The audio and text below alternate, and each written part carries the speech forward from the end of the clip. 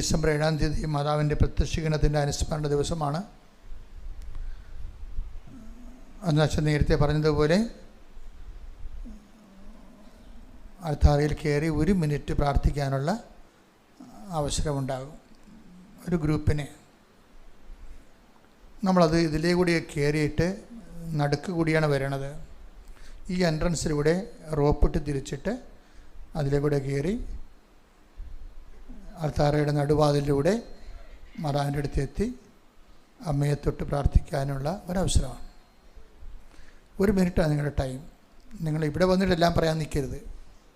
എല്ലാം പറഞ്ഞുകൊണ്ടും പ്രാർത്ഥിച്ചുകൊണ്ടും വേണം. അമ്മയെ തൊടാനുള്ള സമയം മാത്രമാണ് ഇവിടെ കിട്ടുന്നത്. എന്നിട്ട് നമ്മൾ ഇവിടെ ഇരിക്കാൻ ആർക്കും അനുവാദമില്ല. നമ്മൾ പിന്നീട് ഉടനെ ഞായറാഴ്ച കാരണം ഉടനെ കുർബാനയ്ക്ക് പോയിരിക്കും. രാവിലെയും വൈകുന്നേരം കുർബാന വെച്ചിട്ടുണ്ട്. ഇവിടെ അല്ല വെച്ചിരിക്കുന്നത്, നമ്മുടെ മരിയൻ ഗാർഡൻസിലാണ്. ഈ വാതിക്ക് ഇതിലെ കൂടി തന്നെ പോകുമ്പോൾ, വണ്ടിക്ക് പോകുമ്പോൾ ശ്രദ്ധിക്കണം. നിങ്ങൾ സൈഡ് തിരിഞ്ഞ് ശ്രദ്ധിച്ചേ പോകാവൂ. ശാന്തമായിട്ട് പരക്കമൊന്നും പയരുത്. അതായത് നമ്മളിവിടെ വെച്ച് നമുക്ക് അവിടെ ചില മരിയൻ വാലി ഉണ്ട്.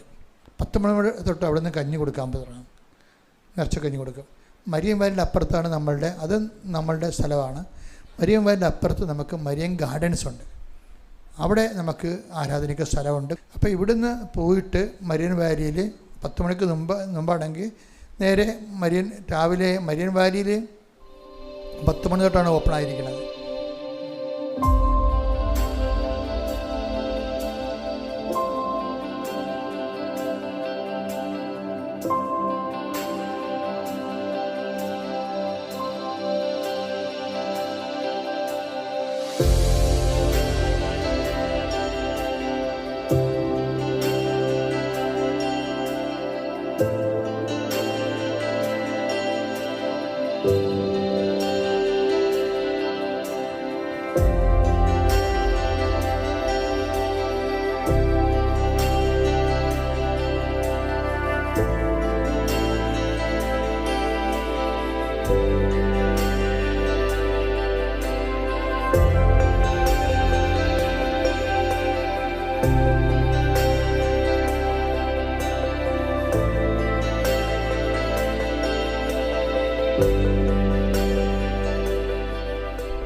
കാര്യം ഞായറാഴ്ചയത് കാരണം നമുക്ക് ഇവിടെ നടക്കത്തില്ല. ഇവിടെ നമുക്ക് കുർബാന ഒന്നും നടക്കത്തില്ല, ആരാധനയും നടക്കത്തില്ല. കാര്യം കഴിഞ്ഞ പ്രാവശ്യം ഇങ്ങനെ അലുവ വിരകിട്ടിക്കണ പോലെ ആൾക്കാർ ശ്വാസം മുട്ടി അകത്തോട്ടും പോകാൻ പറ്റത്തില്ല, പുറത്തോട്ടും പോകാൻ പറ്റാത്ത അവസ്ഥയാണ് ഇവിടെ ഉണ്ടായിരുന്നത്. അപ്പോൾ അത് മാറ്റാൻ വേണ്ടിയാണ് ഞായറാഴ്ച ചെയ്യുമ്പോൾ നിങ്ങൾ വിട്ടുപോരുന്ന ആൾക്കാർക്ക് കുർബാന വേണ്ടേ, അതുകൊണ്ട് നമ്മൾ കുർബാന അവിടെ അറേഞ്ച് ചെയ്തിട്ടുണ്ട്. പിന്നെ 2 മണിക്ക് ആരാധനയാണ്. നമ്മുടെ അമ്മ പ്രത്യക്ഷപ്പെട്ട അതേ സമയത്ത് ആരാധനയാണ് നടക്കുന്നത്. ഇതുപോലുള്ള ഇവിടെ ആരാധന ഇല്ല അടുത്ത ഞായറാഴ്ച. അതിന് പകരം 2 മണിക്ക് അവിടെ വെച്ചേക്കുന്ന ആരാധന മരിയൻ ഗാർഡൻസിൽ. അതെല്ലാം റോഡിൻ്റെ കിഴക്കുവശത്താണ് കേട്ടോ, ഓർത്തേക്കണം. അപ്പം ഇവിടെ ഡിസംബർ 1-ാം തീയതി മുതൽ വൈകുന്നേരം നന്ദി ആരാധനയുണ്ട്. അത് ഓൺലൈനിൽ കിട്ടും നിങ്ങൾക്ക് നന്ദി ആരാധന. അപ്പോൾ 7 ദിവസം ഡിസംബർ 1-ാം തീയതി തൊട്ട് 7-ാം തീയതി വരെയുള്ള ദിവസങ്ങളിൽ 7-ാം തീയതി ഇവിടെ വന്ന് കൊടുക്കുക എന്നുള്ള ഉദ്ദേശത്തിലാണ് അറേഞ്ച് ചെയ്തിരിക്കുന്നത്. അപ്പോൾ ഇവിടെ വന്ന് അമ്മയെ കണ്ട് പ്രാർത്ഥിച്ച് അമ്മയെ കണ്ടിട്ട് നേരെ മരിയൻ വാലി വന്ന് അവിടുന്ന് കഞ്ഞിയും കുടിച്ച് നേരെ മരിയൻ ഗാർഡൻസിൽ വന്ന് കുർബാനയോ ആരാധനയോ എന്താണ് കൂടിയിട്ട് ആരുടെ സമയം വെളിപ്പെടുത്തിയിരിക്കുക. അത് 8 മണി വരെ കുർബാനയുണ്ട്, രാത്രി 8 മണി വരെ കുർബാനയുണ്ട്. അങ്ങനെയാണ് അറേഞ്ച് ചെയ്തിരിക്കുന്നത്. 8 മണിക്കത്തെ കുർബാന ചിലപ്പോൾ ഇവിടെ ആയിരിക്കും. അത് ആ സമയത്ത് അറിയാൻ പറ്റത്തില്ല, ആൾക്കാർ വരുന്നു പോകുന്നു. ചില സമയത്ത് ആൾക്കാർ നേരത്തെ വന്ന് പോകുമായിരിക്കും. വന്ന് പോകുന്ന കാരണം പിന്നെ ഒരിക്കലും റോഡൊന്നും ക്രോസ് ചെയ്യാത്ത രീതിയിൽ തന്നെ നിങ്ങൾ വണ്ടിയൊക്കെ ഇടണം, റോഡ് ക്രോസ് ചെയ്യാതിരിക്കാൻ. പോലീസിന് എപ്പോഴും ബുദ്ധിമുട്ടുണ്ടാക്കരുത്. കാര്യം എപ്പോഴായാലും ഇത് ആൾക്കാർ ഡിസംബർ 7-ാം തീയതി നമ്മൾ പറഞ്ഞില്ലെങ്കിലും ആൾക്കാർ വരുമ്പോൾ ഞങ്ങൾ ചെയ്യണത് ട്രാഫിക് കുഴപ്പമുണ്ടാകാതിരിക്കാൻ നോക്കുന്നത്. ഞങ്ങൾ വിളിച്ച ആൾക്കാരെ വരുത്തുകയല്ല. ഡിസംബർ 7-ാം തീയതി എല്ലാ കൊല്ലവും ആൾക്കാർ വരണതാണ്. പക്ഷേ ഇപ്പം നിങ്ങൾ ഓരോരുത്തർ കട്ട കൂടി നിൽക്കാതിരിക്കാനും ട്രാഫിക് പ്രോബ്ലം ഉണ്ടാകാതിരിക്കാനും പൊതുജനങ്ങൾക്ക് ബുദ്ധിമുട്ടുണ്ടാകാതിരിക്കാൻ വേണ്ടിയാണ് ഈ കുർബാനയുടെ സ്ഥലമൊക്കെ മാറ്റി അറേഞ്ച് ചെയ്തിരിക്കുന്നത്. അല്ലെങ്കിൽ എല്ലാവരും ഇവിടെ തന്നെ തങ്ങി നിന്നിട്ട് ആർക്കും കൂടാനും പറ്റത്തില്ല. കഴിഞ്ഞ പ്രാവശ്യം അവിടെ ഭയങ്കര ഉന്ത് തള്ളും. ആൾക്കാർ വന്ന ചൈതന്യത്തിനെ പോയി ആൾക്കാരുടെ കാര്യം കഷ്ടപ്പെട്ട് അകലേന്നൊക്കെ വന്നതല്ലേ. അപ്പോൾ അവർക്ക് മാതാവിനെ കാണണമെന്നുള്ള ചിന്ത വരുമ്പോൾ അകത്തുള്ളവർ പോകത്തുമില്ല. ഇപ്രാവശ്യം ആരെയും ഇവിടെ ഇരുത്തത്തൊന്നുമില്ല കേട്ടോ. അത് ഓർത്തേക്കണം. ആരും ഇവിടെ ഇരിക്കാൻ നോക്കരുത്.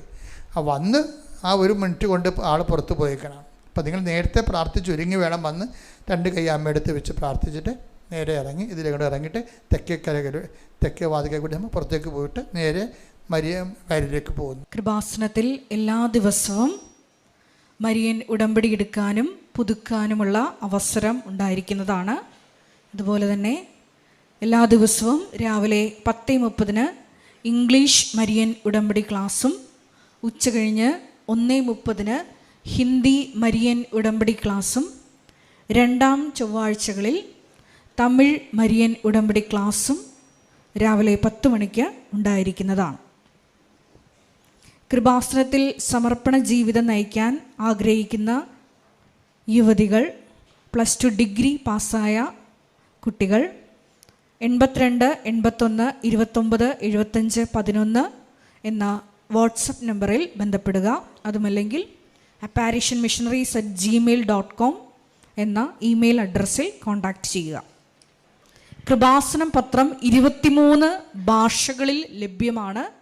നിങ്ങൾ ആയിരിക്കുന്ന ഇടങ്ങളിൽ ഏത് ഭാഷ കൊടുത്താൽ ദൈവജനത്തിന് ഏറ്റവും പ്രയോജനകരമാകും എന്നുള്ള ഭാഷകളാണ് ഉടമ്പടി എടുക്കുന്ന സഹോദരങ്ങൾ വാങ്ങിച്ചുകൊണ്ട് പോകേണ്ടത് എന്നുള്ള കാര്യം സ്നേഹപൂർവ്വം ഓർമ്മപ്പെടുത്തുന്നു.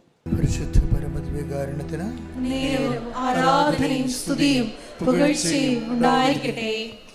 പരിശുദ്ധ പരമദിവ്യകാരുണ്യത്തിന് നേരവും ആരാധനയും സ്തുതിയും പുകഴ്ചയും ഉണ്ടായിരിക്കട്ടെ. പരിശുദ്ധ പരമദിവ്യകാരുണ്യത്തിന് നേരവും ആരാധനയും സ്തുതിയും പുകഴ്ചയും ഉണ്ടായിരിക്കട്ടെ. എൻ്റെ പ്രിയപ്പെട്ടവരെ, തിരുസഭയിലെ ആഗമന കാലം ആരംഭിക്കുകയാണ്. ക്രിസ്മസിനൊരുക്കമായി ചെറിയ നോൻപ് കാലം ആരംഭിക്കുകയാണ്. 25 നോൻപെന്ന് പറയും. അൾത്താരയിലെ തപസ്സിൻ്റെയും പ്രായശ്ചിത്തത്തിൻ്റെയും ഒക്കെ അടയാളമായ വയലറ്റ് കളറ് ഇന്നു മുതൽ ക്രിസ്മസ് വരെ ഉപയോഗിക്കുകയാണ് സഭ. നമ്മളെ തപസ്സിലേക്കും ആത്മീയ ഒരുക്കത്തിലേക്കും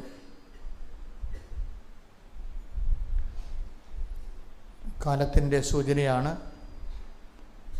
പ്രത്യേക നിറഭേദങ്ങളിലൂടെ നമ്മളെ വെളിപ്പെടുത്തുന്നത്. ഇത് അനുഗ്രഹത്തിൻ്റെ ഒരു വസന്തകാലമാണ്. ഉടമ്പടി അതിൻ്റെ അനേകം പുതിയ പുതിയ ദൈവാനുഭവങ്ങളിലൂടെ മനുഷ്യർ ജനതയെ ആഘോഷിച്ച് മുന്നേറുന്ന ഒരു കാഴ്ചയാണ് അനുദിന സാക്ഷ്യങ്ങളിലൂടെ നമ്മൾ കണ്ടുകൊണ്ടിരിക്കുന്നത്.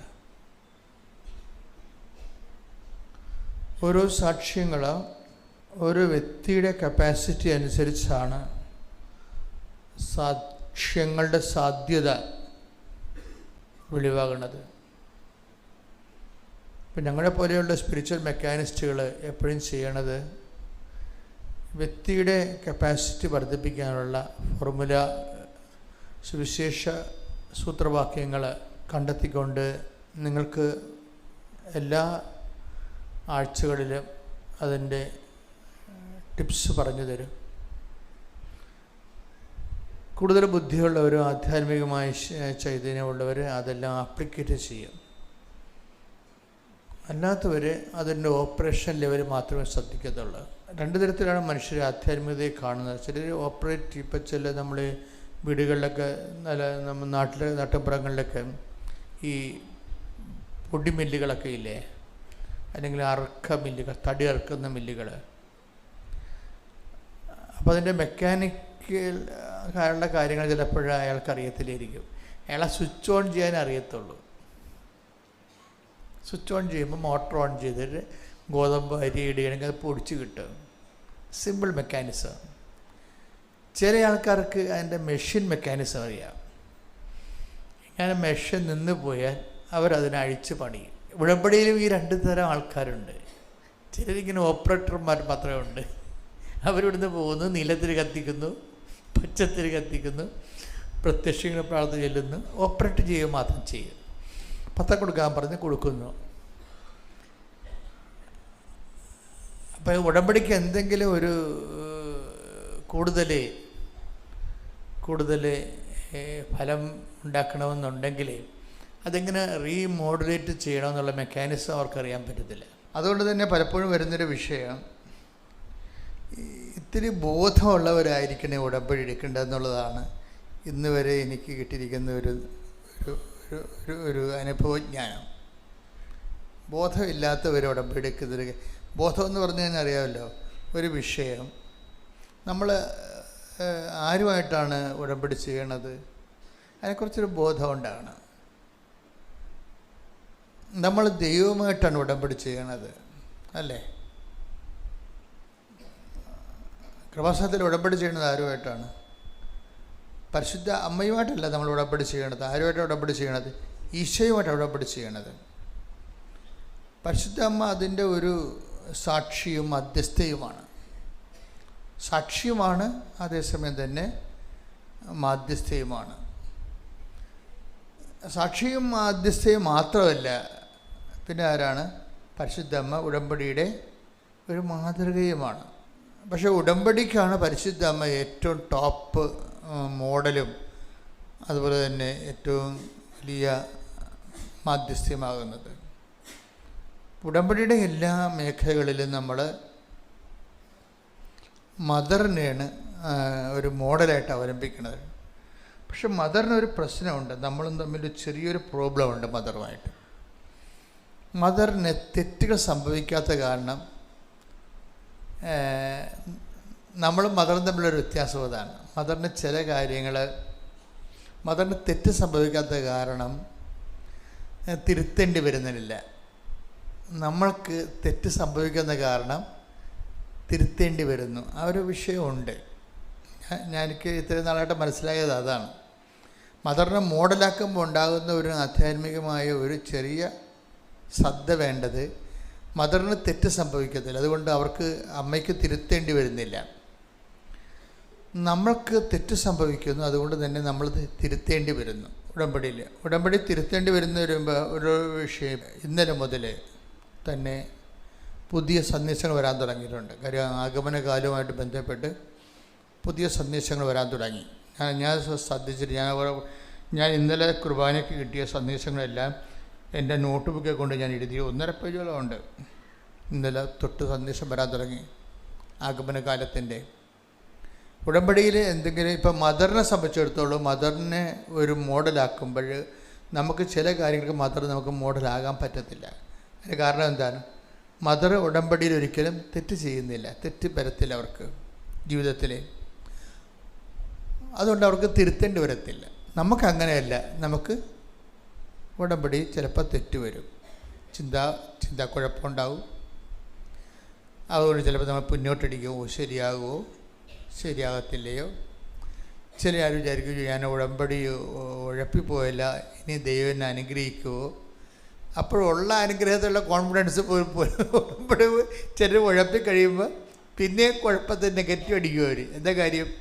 ഉടമ്പടി അവർ ഉഴപ്പിയെന്ന് അവർക്ക് മനസ്സിലാക്കി കഴിഞ്ഞാൽ പിന്നെ അവർ എന്നാൽ ഇനിയിപ്പോൾ ഉഴപ്പിപ്പോയില്ല, ഇനിയിപ്പോൾ അനുഗ്രഹം കിട്ടത്തില്ലായിരിക്കും, അതുകൊണ്ട് പിന്നെ അവർ ഉഴപ്പും, പിന്നെ അവർ അലംഭാവം കാണിക്കും. ചിലരതിന് അവർക്ക് മുൻകാല അനുഭവങ്ങളുള്ള കാരണം അവർ കാര്യമില്ല, എൻ്റെ കർത്താവ് എന്നോട് ക്ഷമിക്കും, ഞാനിനി അത് ആവർത്തിക്കത്തില്ല എന്ന് പറഞ്ഞ് സെൽഫ് എടുക്കും. അവർ തന്നെത്താൻ തന്നെ എടുത്ത് റിപ്പയർ ചെയ്തിട്ട് അവർ മുന്നോട്ട് പോകാതെ. ചില ആൾക്കാർ അവിടെ കിടന്നിട്ട് തെറ്റ് സംഭവിച്ചാൽ അവിടെ തന്നെ കിടക്കും, പിന്നെയും തെറ്റ് സംഭവിക്കും, പിന്നെ ഉടമ്പടിയിൽ നിന്ന് കുറഞ്ഞ് വരും. പല മനുഷ്യരാണ്. ഇപ്പോൾ എനിക്ക് ഇന്നലെ മെസ്സേജ് വന്നിരിക്കുന്നത് ഉടമ്പടി പശ്ചാത്താപവും നമ്മുടെ പശ്ചാത്താപവും തമ്മിൽ കുറച്ച് വ്യത്യാസമുണ്ടെന്നാണ് പറഞ്ഞു. നമ്മുടെ പശ്ചാത്താപം എന്ന് പറഞ്ഞാൽ നമ്മൾ സാധാരണ ആൾക്കാർ കുമ്പസാരിക്കുകയും കാത്തലിക്സ് കുമ്പസാരിക്കുകയും വൈദികൻ കൽപ്പിച്ച് നൽകുന്ന പ്രായശ്ചിത്തങ്ങൾ നമ്മൾ സ്വീകരിക്കുകയും ചെയ്യുമല്ലോ. പലപ്പോഴും വൈദികൻ കൽപ്പിച്ച് നൽകുന്നത് കാലികമായ ശിക്ഷയിൽ നിന്നുള്ള ഇളവിന് വേണ്ടി നമുക്കൊരു പ്രാർത്ഥനയായിരിക്കും പറഞ്ഞു തരണത്. പക്ഷെ ഉടമ്പടിയിൽ ഉള്ളൊരു പ്രശ്നം വെച്ച് കഴിഞ്ഞാൽ ഉടമ്പടിയിൽ ഒരു പ്രായശ്ചിത്തം പ്രാർത്ഥന കൊണ്ട് ശരിയാകത്തില്ല. അതാണ് ഇന്നലെ മുതൽ ഈശോ പറയാൻ തുടങ്ങിയത്. ഉടമ്പടി എടുത്തവർ കുമ്പസാരിച്ച് കഴിഞ്ഞാൽ, അല്ലെങ്കിൽ ഇപ്പോൾ കത്തോലിക്കരല്ല എന്ന് വിചാരിച്ചു, അല്ലെങ്കിൽ ക്രിസ്ത്യൻസ് അല്ലെന്ന് തന്നെ വിചാരിച്ചു, അപ്പം അവർ നിങ്ങൾക്ക് ഉടമ്പടി തെറ്റിപ്പോയാൽ നിങ്ങൾക്ക് ഒരു സോറി പറഞ്ഞത് കൊണ്ടോ അതിന് പകരം ഒരു പ്രാർത്ഥന ചൊല്ലിയത് കൊണ്ടോ ടാലിയാകത്തില്ല. എന്താ കാര്യം? ഉടമ്പടി വന്നിരിക്കുന്ന പശ്ചാത്താപം വന്നിരിക്കുന്ന എവിടെ? ഉടമ്പടി വന്നിരിക്കുന്ന തെറ്റെവിടെ വരണത്? ഉടമ്പടി ശരി എന്താണെന്ന് നോക്കിയിട്ടില്ല എൻ്റെ തെറ്റ് മനസ്സിലാകണത്. ഉടമ്പടി ശരി എന്താണ്? അവൻ പറയണത് പോലെ ചെയ്യുകയാണ്. ഞാൻ പറയണത് പോലെ ചെയ്യുന്നതാണ് അതിൻ്റെ ശരി. അതിൻ്റെ തെറ്റെന്താ?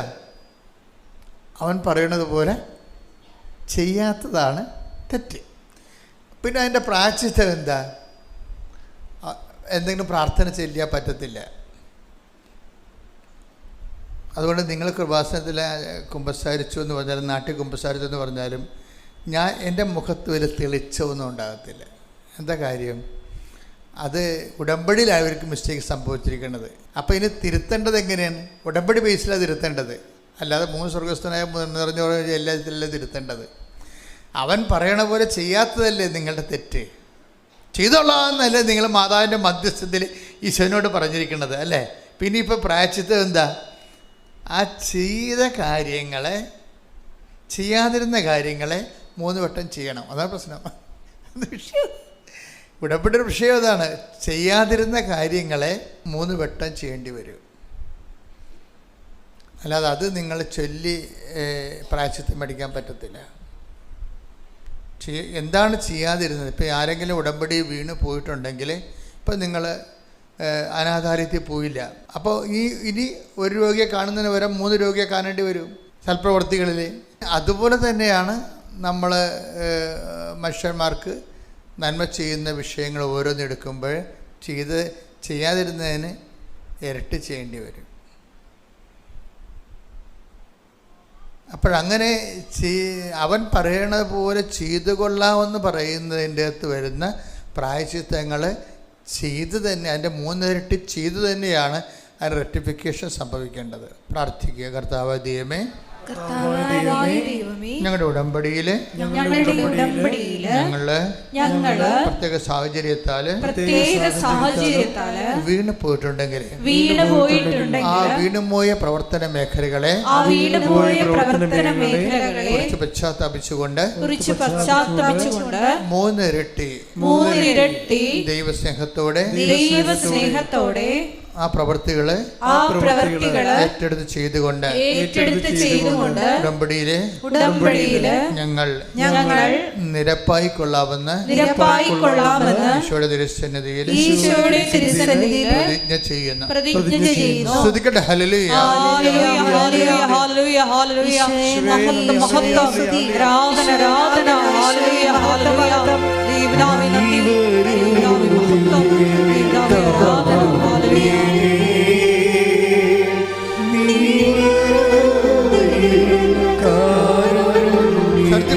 ദൈവസ്നേഹത്തോടെ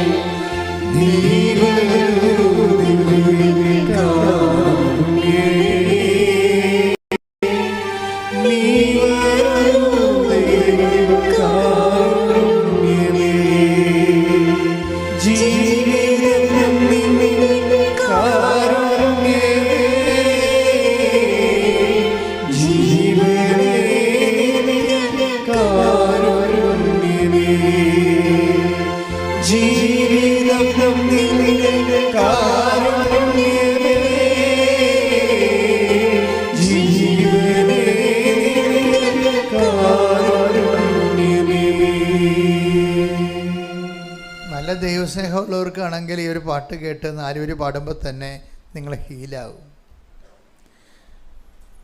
പ്രാർത്ഥനയുടെ ഒരു വിഷയം നിങ്ങളെപ്പോഴും, എൻ്റെ മക്കളെപ്പോഴും ശ്രദ്ധിക്കേണ്ടത്, ഈ അനുതാപത്തിൻ്റെയും പ്രായശ്ചിത്തത്തിൻ്റെയും ഒക്കെ മേഖലകളെക്കുറിച്ച് പറയുമ്പോൾ നിങ്ങളത് സാങ്കേതികമായിട്ട് എടുക്കരുത്.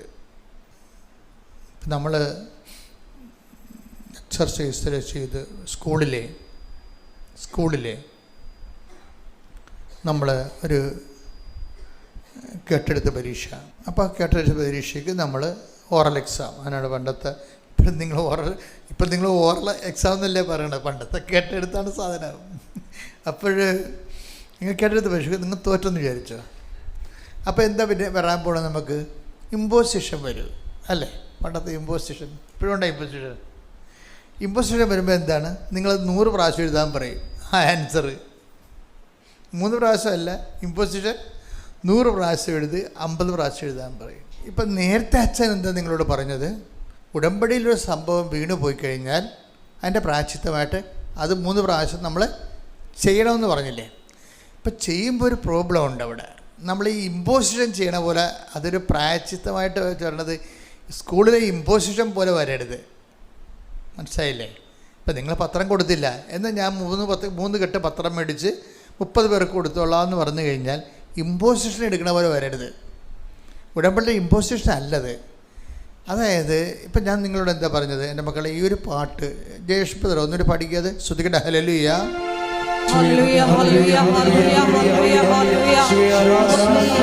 ദൈവസ്നേഹത്തോടെ പാടാം.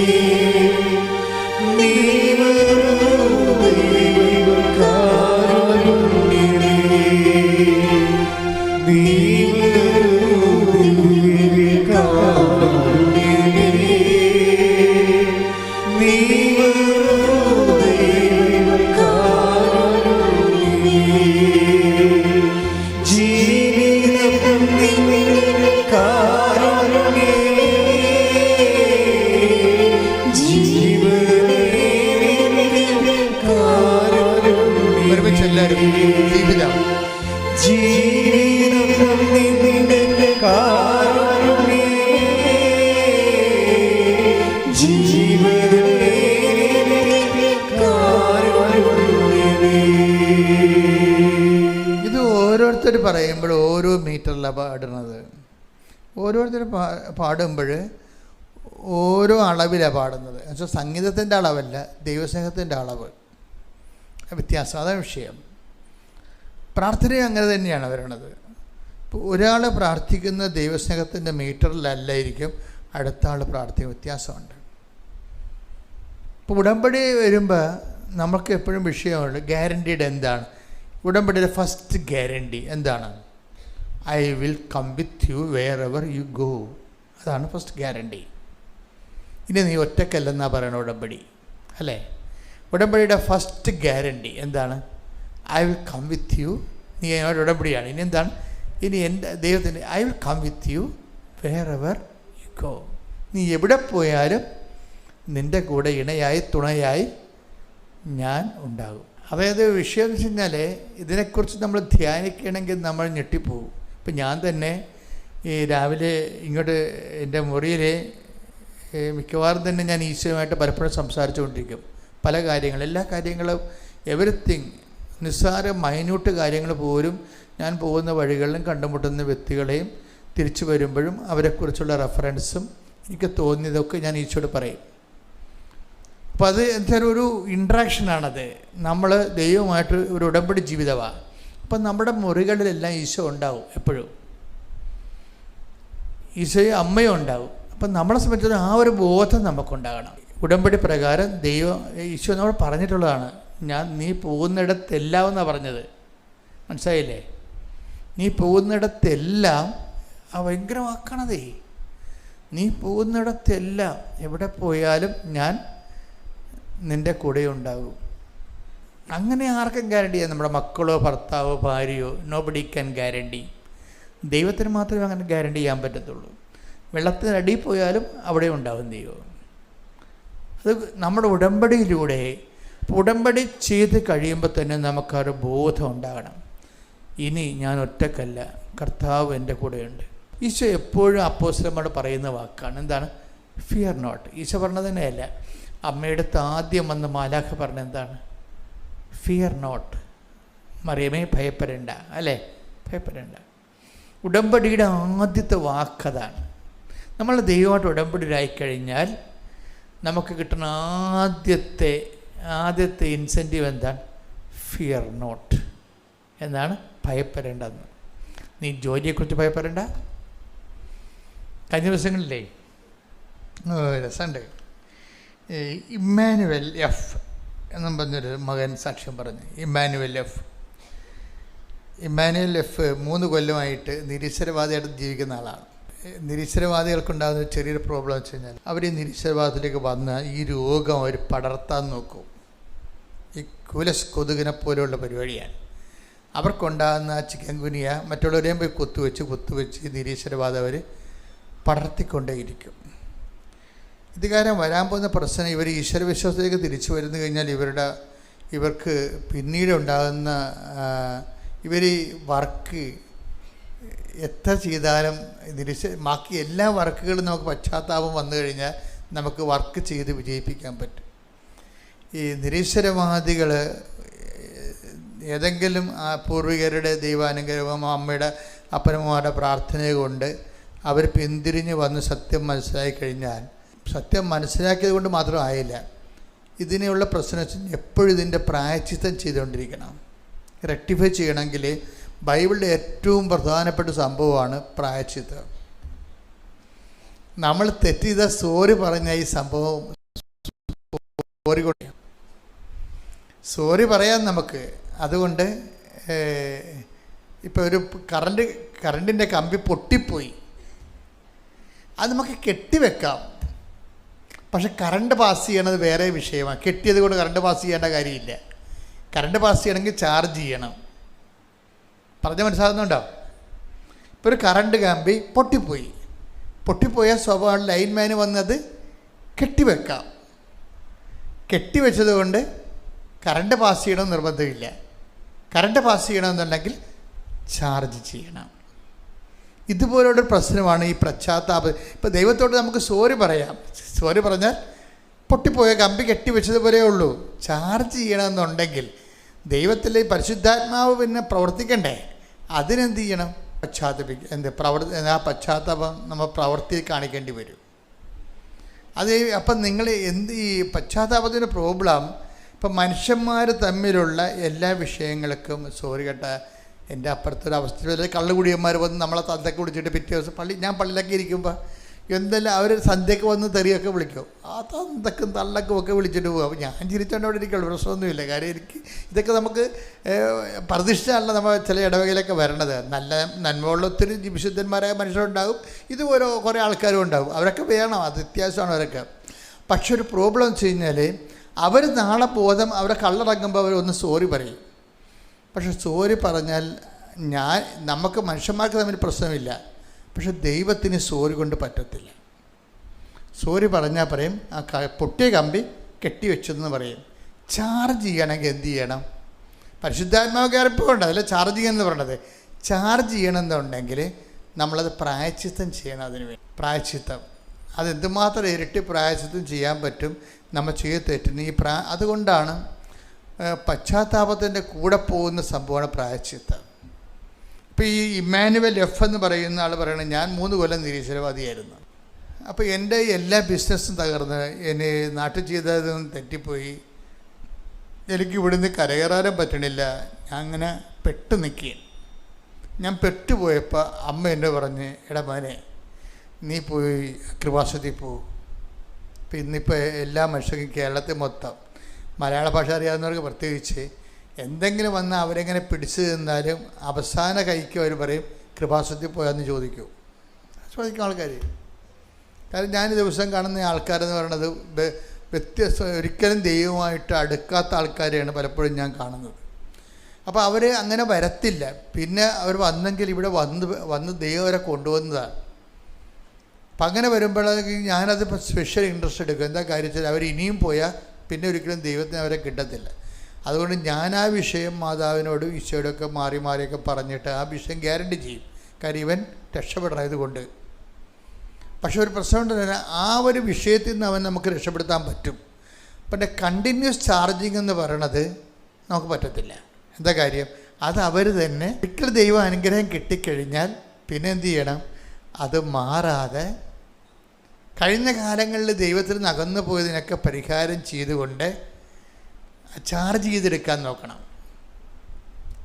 ചാർജ് ചെയ്തെടുക്കാൻ കഴിഞ്ഞ കാലങ്ങളിൽ ഇപ്പോൾ ഇമ്മാനുവലിനെ സംബന്ധിച്ചോളം ഇമ്മാനുവൽ ഒന്ന് ഉടമ്പടി എടുക്കാൻ നമുക്ക് ഈ നിരീശ്വരവാദന്മാർക്കുള്ള കുഴപ്പമെന്ന് വെച്ച് കഴിഞ്ഞാൽ അവർക്ക് ഏറ്റവും കൂടുതൽ പ്രയാസമാണ്. കാര്യം അവർ മാക്സിമം ആൾക്കാരോട് തങ്ങളുടെ നിരീശ്വരവാദം പ്രചരിപ്പിച്ച് കാണും, നാട്ടിലും വീട്ടിലുമൊക്കെ ബന്ധുക്കളോടും.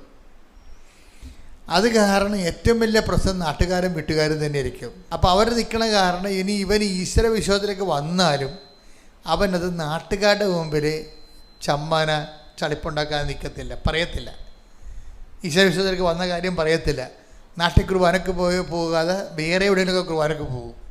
നാട്ടുകാർ ചോദിക്കത്തില്ലേ, നീ നിരീശ്വരവാദികൾ നടന്നിട്ട് ഇപ്പം വിശ്വാസി ആയില്ലേ എന്ന് ചോദിക്കണ. കാരണം ആൾക്കാർക്ക്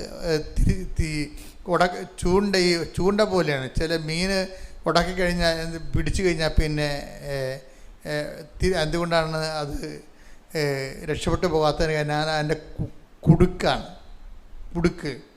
നിരീശ്വരവാദത്തിനൊരു പ്രശ്നത്തിൽ അത് നമുക്ക് ഒരു പാപിക്ക് രക്ഷപ്പെടാൻ എളുപ്പം, പക്ഷെ നിരീശ്വരവാദിക്ക് പാടാൻ.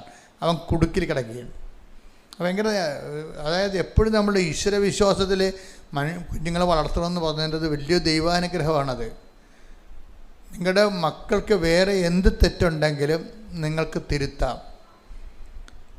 പക്ഷേ നിരീശ്വരവാദത്തിൽ വീണ് പോയാൽ ഉള്ള പ്രശ്നം അവന് കുടുക്കിൽ കിടക്കുകയാണ്. അവൻ മറ്റുള്ളവരോടെല്ലാം അത് കെട്ടിപ്പൊഴിച്ചിട്ടുണ്ട് നിരീശ്വരവാദം. അത് കാരണം അവരുടെ മുമ്പിലൊക്കെ ഇവന് ഇനി താഴാൻ പറ്റത്തില്ല. അവൻ അതുകൊണ്ട് നിരീശ്വരവാദിയായിട്ട് തന്നെ നിന്ന് മരിച്ചു പോകും. എന്തൊരു ഗതികേടാണെന്നറിയാമോ, ഭയങ്കര ഗതികേടാണ്.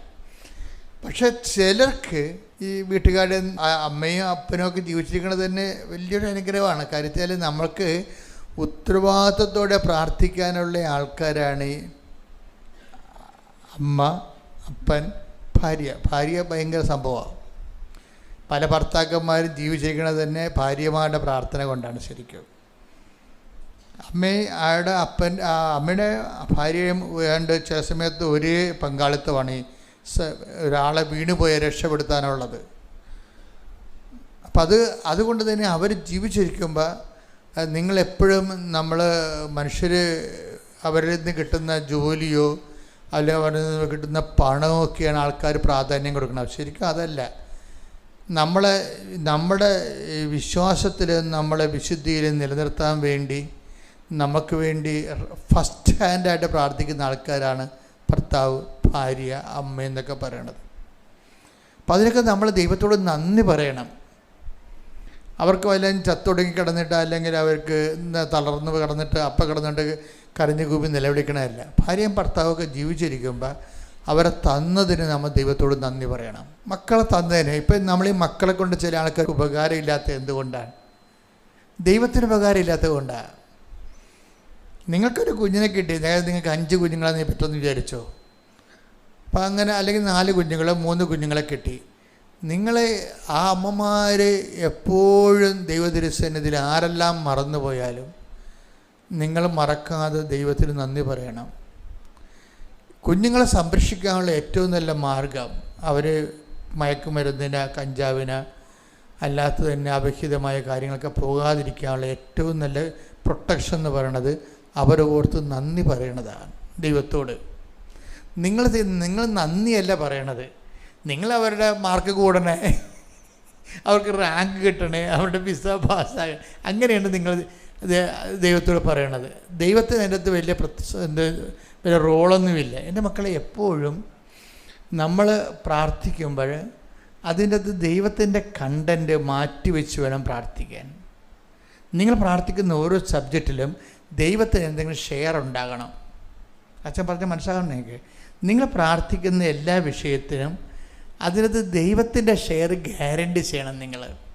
ഇത് 100 നിങ്ങളുടെ കാര്യമാണ് ഗ്യാരണ്ടി ചെയ്യണത്. അതുകൊണ്ടാണ് പ്രാർത്ഥനയ്ക്ക് പലപ്പോഴും ഉത്തരം കിട്ടാതെ താമസിച്ച് പോണത്. നിങ്ങൾ ദൈവത്തിൻ്റെ ഷെയർ, ഇപ്പം നിങ്ങളുടെ മകൻ അവൻ വിശുദ്ധി ജീവിക്കാൻ, മകൾ വിശുദ്ധി ജീവിക്കാൻ എന്ത് ചെയ്യണം? അവരുടെ വിദ്യാഭ്യാസവും ആരോഗ്യമാണ് നിങ്ങൾ നോക്കുന്നത്. പക്ഷേ നോക്കേണ്ടത് ദൈവത്തിരുസന്നിധിയിൽ അവൻ വിട്ടുപോകാതിരിക്കാൻ വേണ്ടി അവന് ഓർത്തു. അപ്പം നിങ്ങൾ പ്രാർത്ഥിക്കണം. അത് നിങ്ങൾ യാചന പ്രാർത്ഥനയാണ് നടത്തുന്നത്. അതും പറ്റത്തില്ല. അത്രയ്ക്കേറെ ഫ്രൂട്ട് വേർത്തിയല്ലത്. നിങ്ങൾ ചെയ്യേണ്ടത് ദൈവത്തോട് നമുക്ക് ആദ്യം ഉണ്ടാകുന്ന മൗലിക വികാരം നന്ദിയാണ്. ഭർത്താവിനെ തന്നതിന് നന്ദി. ഇപ്പം നമുക്ക് നിങ്ങൾ മറ്റ് ഭർത്താക്കന്മാരെ കമ്പയർ ചെയ്യുന്നത് കൊണ്ടാണ് നിങ്ങളുടെ ഭർത്താക്കന്മാരെ നിങ്ങൾ ഇടിച്ച് കാണുന്നത്. മനസ്സിലായോ? ഇപ്പോൾ ചേച്ചിയുടെ ഭർത്താവ് അല്ലെങ്കിൽ അനിയത്തിയുടെ ഭർത്താവ് എന്നൊക്കെ പറഞ്ഞുകൊണ്ട് നിങ്ങൾ ഈ ബൊമ്മകളെ ഇങ്ങനെ കണ്ടിട്ട് നിങ്ങളുടെ ഭർത്താവിനെ ഇവാലുവേറ്റ് ചെയ്യും. അത് പൊട്ടിപ്പെണ്ണുങ്ങളുടെ മെയിൻ അസുഖമാണത് ശരിക്കും പറഞ്ഞാൽ. അങ്ങനെ ചെയ്തൊരിക്കലും ഈ സന്തുഷ്ടി എന്നും പറഞ്ഞൊരു സംഭവമുണ്ട്. കൃപയുമായി ബന്ധപ്പെട്ട് പോണതാണ്. കല്യാണം കഴിച്ച ആൾക്കാർ ഇപ്പം ഇപ്പോൾ എൻ്റെ പൗരോഹിത്യത്തിൽ എനിക്കുള്ളത് എന്താണ്? സന്തുഷ്ടിയാണ്. 40-ാം കൊല്ലത്തിലേക്ക് പ്രവേശിക്കുകയാണ്. സന്തുഷ്ടിയാണ്. എന്നാൽ ആവശ്യത്തിന് പല രോഗങ്ങളുണ്ട്. എന്നാലും ഞാൻ എൻ്റെ ജീവിതത്തിൽ ഏറ്റവും കൂടുതൽ സന്തോഷിക്കുന്നൊരു കാലഘട്ടമാണിത്. എൻ്റെ ഒരു 25 കൊല്ലം കഴിഞ്ഞപ്പോൾ തന്നെ 25 കൊല്ലത്തോളം നല്ല ശരിക്കും അത് ഇപ്പോഴെല്ലാം ഇപ്പോഴെല്ലാം വഴികളെക്കുറിച്ചെല്ലാം കർത്താവ് ഇപ്പോഴല്ലേ വ്യക്തത തന്നിരിക്കണം. പണ്ട് ഞാൻ പ്രവർത്തിച്ച് കൂട്ടുകയായിരുന്നു. ഒത്തിരിയേറെ രാത്രിയും പകരം പ്രവർത്തിച്ച് കൂട്ടുകയായിരുന്നു. ഇപ്പോഴെന്ന് വെച്ച് കഴിഞ്ഞാൽ എന്ത് ആണ് ഇൻവെസ്റ്റ് ചെയ്യേണ്ടത്, എവിടെയാണ് പ്രവർത്തനം ഇൻവെസ്റ്റ് ചെയ്യേണ്ടതിനെക്കുറിച്ച് എനിക്ക് വ്യക്തത കിട്ടിയിരിക്കുന്നൊരു കാലമാണ്. അതുകൊണ്ട് ആത്മാക്കൾ വീണ്ടെടുക്കുന്നു, സുവിശേഷം പ്രചരിക്കപ്പെടുന്നു, ജനങ്ങൾ സുവിശേഷ സാക്ഷികളാകുന്നു. ഇപ്പം നമുക്കറിയാം വളരെ കറക്റ്റ് ഇൻവെസ്റ്റ്മെൻറ്റാണ് ഇപ്പം നടക്കുന്നത്. അതുകൊണ്ട് സന്തുഷ്ടിയാണ്. തന്നെ ആധ്യാത്മിക ജീവിതത്തിലെ സന്തുഷ്ടി എന്ന് പറയണത്, അതായത് നിങ്ങൾ കൃപയെന്ന് പറയണില്ലേ? ഇപ്പം കർത്താവ് പറഞ്ഞില്ലേ, അതിനുള്ള കൃപ ലഭിക്കാതെ ആർക്കും ഈ ഉപദേശം സ്വീകരിക്കുക. നമ്മളെ take the word of God. ശ്രുതിക്കട്ടെ. ഹല്ലേലൂയ, ഹല്ലേലൂയ, ഹല്ലേലൂയ, ഹല്ലേലൂയ, ഹല്ലേലൂയ. യേശുവേ നന്ദി. ഹല്ലേലൂയ, ഹല്ലേലൂയ, ഹല്ലേലൂയ, ഹല്ലേലൂയ, ഹല്ലേലൂയ, ഹല്ലേലൂയ, ഹല്ലേലൂയ, ഹല്ലേലൂയ. യേശുവേ ആരാധന, ആരാധന.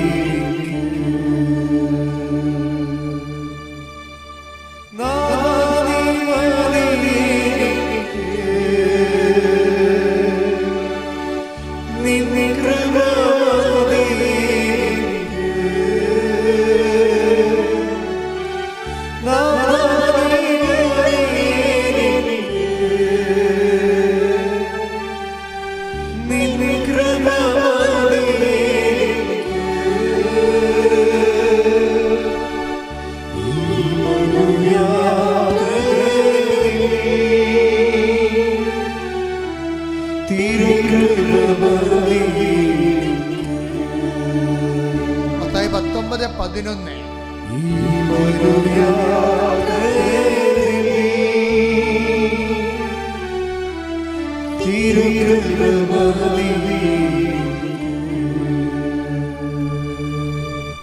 മത്തായി 19:11. അവൻ പറഞ്ഞു കൃപ ലഭിച്ചവരല്ലാതെ മറ്റാരും ഈ ഉപദേശം ഗ്രഹിക്കുന്നില്ല. പല കാര്യങ്ങളും ഗ്രഹിക്കാൻ നമുക്ക് ചിലത് ബൈബിളിൽ ഒരു മുമ്പോട്ട് പോകുമ്പോൾ പ്രശ്നം ജീവിതം ചില കാര്യങ്ങൾ പ്രശ്നങ്ങളായി വരുന്നത് അത് ഗ്രഹിക്കാൻ നമുക്ക് പറ്റാത്തത് കൊണ്ടാണ്. മനസ്സിലായില്ലേ? ചില കാര്യങ്ങൾ ചില പ്രശ്നങ്ങളായി വരണത് അതിൻ്റെ അകത്തുള്ള ദൈവഹിതം ഗ്രഹിക്കാൻ നമുക്ക് അഭിഷേകമില്ലാത്തത് കൊണ്ടാണ്. അപ്പോൾ പ്രശ്നം എന്താ? പ്രശ്നമല്ല പ്രശ്നം അഭിഷേകം ഇല്ലാത്തതാണ്. Got me? മനസ്സിലായില്ലേ? ചില കാര്യങ്ങൾ നമുക്ക് ഗ്രഹിക്കാൻ പറ്റാതെ വരണത്. അപ്പോൾ ഇത് പറയാൻ കാര്യം എന്നറിയാമോ? മത്തായി 19:10 കണ്ടില്ലേ? എന്താ പറയണത്? ശിഷ്യന്മാർ അവനോട് പറഞ്ഞു ഭാര്യാഭർത്തൃബന്ധം ഇത്തരത്തിലുള്ളതാണെങ്കിൽ വിവാഹം കഴിക്കാതിരിക്കുന്നതല്ലേ നല്ലത്. അപ്പൊ ഇവരെന്ത് വിചാരിച്ചു? ഒരു കാര്യം പ്രശ്നമാണെങ്കിലേ അത് ചെയ്യാതിരിക്കണതല്ലേ നല്ലതെന്നുള്ളതാണ് അപ്പോസ്തലന്മാരുടെ ഒരു സമീപനം. അത് ഹെൽത്തി ആയിട്ടുള്ളൊരു സമീപനമല്ല. ഒരു കാര്യം നമുക്ക് ബുദ്ധിമുട്ടാണെങ്കിലേ അത് ചെയ്യാതിരിക്കണതല്ലേ നല്ലതെന്നുള്ളതാണ് അപ്പോസ്തലന്മാരുടെ നിലപാട്. അപ്പോൾ ഈശോ പറഞ്ഞു അങ്ങനെ ചെയ്യാതിരിക്കണമല്ല, ചെയ്യുന്നത് തന്നെയാണ് നല്ലത്. പക്ഷെ എന്ത് ചെയ്യണം, അതിനുള്ള അഡീഷണൽ ഗ്രേസ് വാങ്ങിച്ചാൽ മതിയെന്നാണ്. അതാണ് ഈശോ 19:11 പറയുന്നത്. അവൻ പറഞ്ഞു, ഈശോ പറഞ്ഞു, കൃപ ലഭിച്ചവരല്ലാതെ മറ്റാരും ഈ ഉപദേശം ഗ്രഹിക്കുന്നില്ല. Praise the Lord. അപ്പോൾ ഈ വിഷയം എന്താണ്? അപ്പോൾ പ്രശ്നമല്ല പ്രശ്നം, കൃപയാണ് പ്രശ്നം. ഇപ്പം നമ്മൾ ഉടമ്പടി ചെയ്തിരിക്കുന്നത് എന്തിനാണെന്ന് നിങ്ങൾ ചോദിച്ചാൽ നിങ്ങൾ പറയും ജോലി ലഭിക്കാനാണ്, വീട് കിട്ടാനാണ് എന്നൊക്കെ പറയും. ഇതൊക്കെ പറഞ്ഞോ. അതിന് ദൈവം ഒരു സമയം ഫിക്സ് ചെയ്തിട്ടുണ്ടെങ്കിൽ അതുവരെയുള്ള സമയം നിങ്ങൾക്ക് ജീവിക്കണ്ടേ, അല്ലേ? അപ്പോൾ എൻ്റെ മക്കൾ എന്ത് ചെയ്യണം? ഇപ്പോൾ വിസ പ്രോസസ്സിങ്, ഓക്കെ, നിങ്ങൾക്ക് പറ്റുന്നൊരു സമയത്തെക്കുറിച്ച് ദൈവത്തിനൊരു കാഴ്ചപ്പാടുണ്ട്. നിങ്ങൾക്ക് അവിടുത്തെ രാജ്യത്തിൽ വരാൻ പോണ നിയമത്തെക്കുറിച്ച് നിങ്ങൾക്കൊന്നും അറിയത്തില്ലല്ലോ. നിങ്ങൾ വിസയും പ്രോസസ്സ് ചെയ്ത് അവിടെ ചെല്ലുമ്പോൾ പുതിയൊരു നിയമം വന്നെങ്കിൽ കൊടുത്ത കാശും പോവും, എല്ലാം പോവും, തിരിച്ചു പോരേണ്ടി വരും.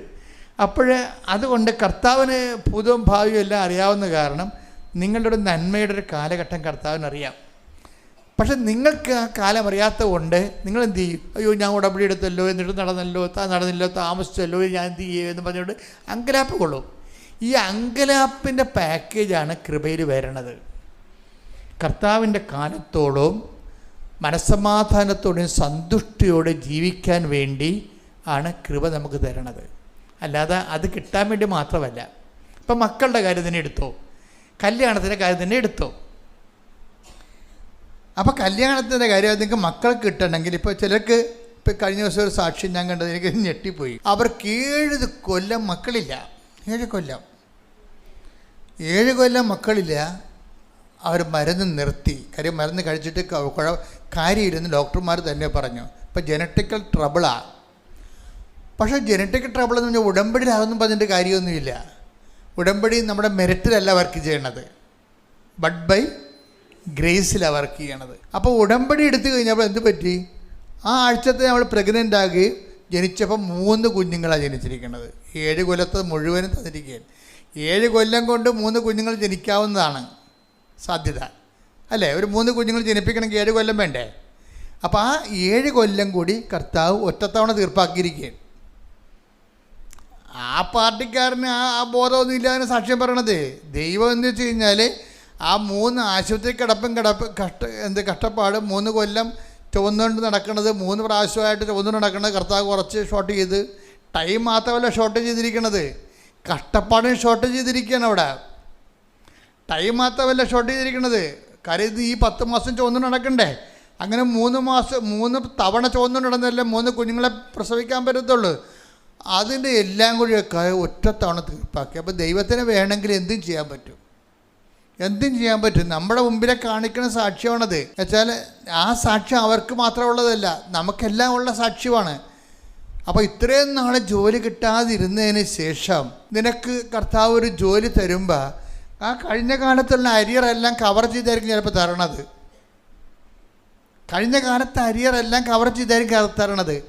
പക്ഷേ ഇനിയിപ്പോൾ നീ ഉടമ്പടി എടുത്തതിന് ശേഷം ജോലി കിട്ടാൻ വേണ്ടി കുറച്ച് കാലം കൂടി കാത്ത്, കല്യാണം കഴിക്കാൻ വേണ്ടി കുറച്ച് കാലം കൂടി കാത്ത്, കുഞ്ഞുങ്ങളുണ്ടാകാൻ വേണ്ടി കുറച്ച് കാലം കൂടി കാത്തെന്ന് വിചാരിച്ചോ. അല്ലെങ്കിൽ വസ്തുവിന് വഴിയില്ല, അതിനു വേണ്ടി കുറച്ച് കാലം കൂടി കാത്ത്.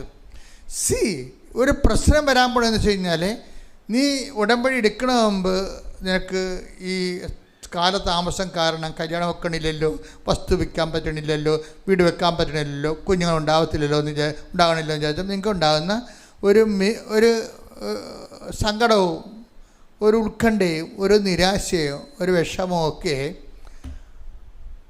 ഉടമ്പടി എടുക്കുമ്പോൾ ശരിക്കും പറഞ്ഞാൽ അതിൻ്റെ കൂടി കവർ ചെയ്യണം. ഇതിൻ്റെ അകത്ത് എന്താ കാര്യം വെച്ച് കഴിഞ്ഞാൽ ഉടമ്പടി എടുത്തു കഴിയുമ്പോൾ ഇനി കർത്താവ് ഏതെങ്കിലും ടൈമിൽ നിനക്ക് ടൈം ഫിക്സ് ചെയ്തിട്ടുണ്ട്. ആ ടൈമിൽ കർത്താവ് സംഭവം ചെയ്യും. നിന്റെ വിസ പ്രോസസ് ചെയ്യുകയോ കല്യാണം ഫിക്സ് ചെയ്യുകയോ അതുപോലെ തന്നെ ഇത് ജോലി ഫിക്സ് ചെയ്യുകയോ ചെയ്യും. പക്ഷേ എന്താ പ്രശ്നം വെച്ചാൽ നിൻ്റെ വൈകാരിക ലെവല് ഒരു അവിശ്വാസിയുടെ ലെവലാണ്. പറഞ്ഞ മനസ്സിലായി. ഇപ്പം ഞാൻ കല്യാണം ഒത്തുവരാത്ത ആൾക്കാരിവിടെ വരത്തില്ലേ? അപ്പോൾ അവരോടമ്പടി ഞാൻ ഉടമ്പടി 3 പുതുക്കി വെച്ചാൽ കല്യാണം ഒത്തുവരാമെന്ന് പറയുമ്പോൾ അവരുടെ മുഖത്ത് നോക്കി കഴിഞ്ഞാൽ അളിഞ്ഞ മോന്തയായിട്ടാണ് എന്നോട് പറയണതേ. She's not anointed. സന്തുഷ്ടിയില്ല അവർക്ക്. ഉടമ്പടി എന്ന് പറയണത് ആ മെറ്റീരിയൽ ബെനിഫിറ്റ്സിന് മാത്രമല്ല ഉദ്ദേശിക്കുന്നത്, അത് ഫിസിക്കലായിട്ടുള്ള ഒരു മെറ്റീരിയലായിട്ടുള്ള ഒരു ബെനവലൻസ്, അതിൻ്റെ ഒരു ആനുകൂല്യമാണ്. പക്ഷേ നീ ആ മെറ്റീരിയൽ ബെനഫിറ്റ്സിലേക്ക് എത്തിച്ചേരുന്ന വരെയുള്ള കാലത്ത് നിൻ്റെ മാനസിക നിലവാരവും വൈകാരിക ചുറ്റുപാടുകൾക്കും what you need it, that is സന്തുഷ്ടി എന്ന് പറയും. സന്തുഷ്ടി അത് കൃപയുടെ ഇഫക്ട്സാണ്. പഴയ ബൈബിളിൽ അവർ കൃപയെന്ന് എഴുതിയിരിക്കുന്ന സ്ഥലത്ത് പുതിയ ബൈബിളിൽ കൃപയ്ക്ക് പകരം കൃപയുടെ ഇഫക്ട്സിനെ കുറിച്ച് എഴുതിയിരിക്കുന്നത് സന്തുഷ്ടി എന്നാണ് പറയണത്. ഇപ്പോൾ ഉടമ്പടി എടുക്കണത് എന്തിനാണ്? നമ്മൾ സന്തുഷ്ടിക്ക് വേണ്ടിയാണ്. കിട്ടാതിരിക്കുന്ന കാലത്തും കിട്ടിയതുപോലുള്ള സംതൃപ്തി, അതാണ് കൃപയുടെ ഇഫക്റ്റ് എന്ന് പറയണത്. അനുഗ്രഹം എന്ന് പറഞ്ഞാൽ കിട്ടിയാൽ മാത്രമേ നമുക്ക് അതിൻ്റെ അനുഭവം കിട്ടത്തുള്ളൂ. ഉടമ്പടി എന്ന് പറയുമ്പോൾ കിട്ടാതിരിക്കുന്ന കാലത്ത് നമ്മൾ അനുഭവിക്കുന്ന മേഖലകളിലെല്ലാം സന്തുഷ്ടി. നിങ്ങൾ സിസ്റ്ററെ ഇത് വായിച്ചേ, 11:10 വായിച്ച് സ്തുതിക്കട്ടെ. ഹല്ലേലൂയ ഹല്ലേലൂയ ഹല്ലേലൂയ ഹല്ലേലൂയ യേശുവേ നന്ദി. ഹല്ലേലൂയ. സക്കറിയ 11:10. സക്കറിയ 11:10. ഞാൻ കൃപ എന്ന വടി എടുത്തൊടിച്ചു. പുതിയ ബൈബിള് അല്ലെ, ഇപ്പോൾ പുതിയ തർജ്ജിമ വന്നിട്ടുണ്ട്. എന്ന് വെച്ച് കഴിഞ്ഞാൽ തർജ്ജിമ എന്ന് പറഞ്ഞാൽ പഴയ തെറ്റാണെന്നല്ല എൻ്റെ അടുത്താണ്. അതായത് ഇപ്പോൾ വന്നിരിക്കുന്ന തർജ്ജിമ തനി ഗ്രീക്കിൽ നിന്ന് ഡയറക്റ്റ് ട്രാൻസ്ലേഷനാണ്. പഴയത് ഹീബ്രു എന്നാണ് എടുത്തിരിക്കുന്നത്. അപ്പോൾ അതുകൊണ്ട് കുറച്ചുകൂടി ആ മൂലാർത്ഥത്തോട് സാധർമ്യം ചിന്തിക്കുക. പണ്ട് നമ്മൾ കൃപയെന്ന് വായിച്ചു, ഇപ്പോൾ കൃപയെന്ന് വായിച്ചു കേട്ടാ സിസ്റ്റർ ജോമൽ സിസ്റ്റർ അത് വായിച്ചേ. ഞാൻ കൃപ എന്ന വടി എടുത്തൊടിച്ചു. ഞാൻ കൃപ എന്ന വടി എടുത്തൊടിച്ചു. അങ്ങനെ സകല ജനതകളുമായി ചെയ്ത എന്റെ ഉടമ്പടി ഞാൻ അസാധുവാക്കി. അപ്പൊ എന്റെ പുതിയ തർജ്ജിമ കിടക്കണം എന്താണെന്നറിയാവോ? ഞാൻ സന്തുഷ്ടി എന്ന വടിയെടുത്ത് ഒടിച്ചെന്നാണ് കിടക്കണത്. കാര്യം ഈ കൃപയുള്ള ആൾക്കാർക്ക് സന്തുഷ്ടി ഉണ്ടാവും. ഇവർക്ക് കൃപ കിട്ടിയില്ലെങ്കിൽ ഇവർക്ക് 3 മാസമായിട്ടും 3 വർഷം കടമ്പടി എടുത്തിട്ട് 3 പുതുക്കിയിട്ടും കല്യാണം ഒത്തില്ലെന്ന് അവർ പറയുമ്പോൾ അളിഞ്ഞ മോന്തയായിട്ടാണ് പറയണത്. അതിനർത്ഥം എന്താ? സന്തുഷ്ടിയില്ല അവർക്ക്. സന്തുഷ്ടി എന്ന് പറയുന്നത് ബൈബിളിൽ അഭിഷേകം എന്ന് പറയും. അതിനെയാണ് നമ്മൾ ഈശോ പറഞ്ഞു കണ്ടില്ലേ? നേരത്തെ വായിച്ചത് എന്താ ഞാൻ വായിച്ചത്?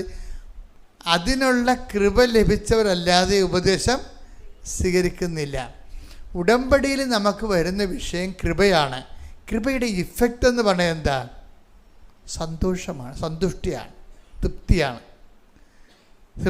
അപ്പോൾ എപ്പോഴും വിഷയം നോക്കിയാൽ നിങ്ങൾ ജോലി ലഭിക്കുന്നവരെ, രോഗം സുഖമാകുന്നത് വരെ, പറമ്പ് വിൽക്കുന്നത് വരെ, വിസ പ്രോസസ് ചെയ്യുന്നത് വരെ, PR കിട്ടുന്നത് വരെ നിങ്ങൾക്ക് ഇപ്പോഴും ആശങ്കയും അസന്തുഷ്ടിയും ഉണ്ടെങ്കിൽ you are not in grace. മനസ്സിലായോ? നിങ്ങൾ കൃപയിലല്ല ശരിക്കും പറഞ്ഞാൽ.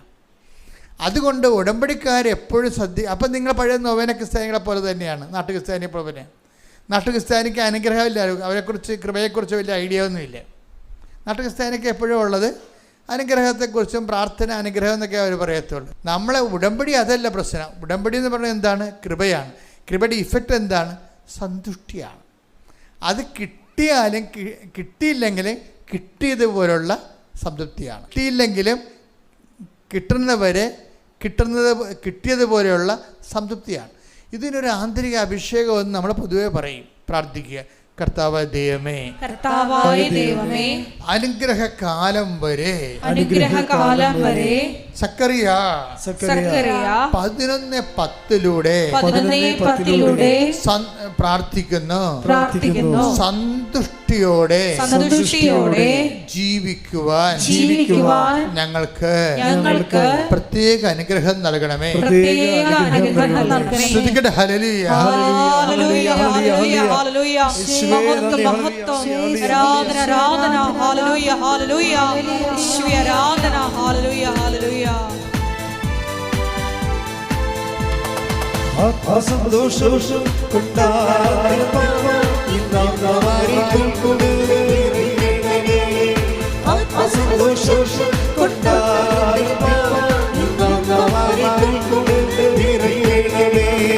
ദൈവത്തിന്റെ തേജസ്സിനിവിടെ പ്രകാശമേ വെളിച്ചമായി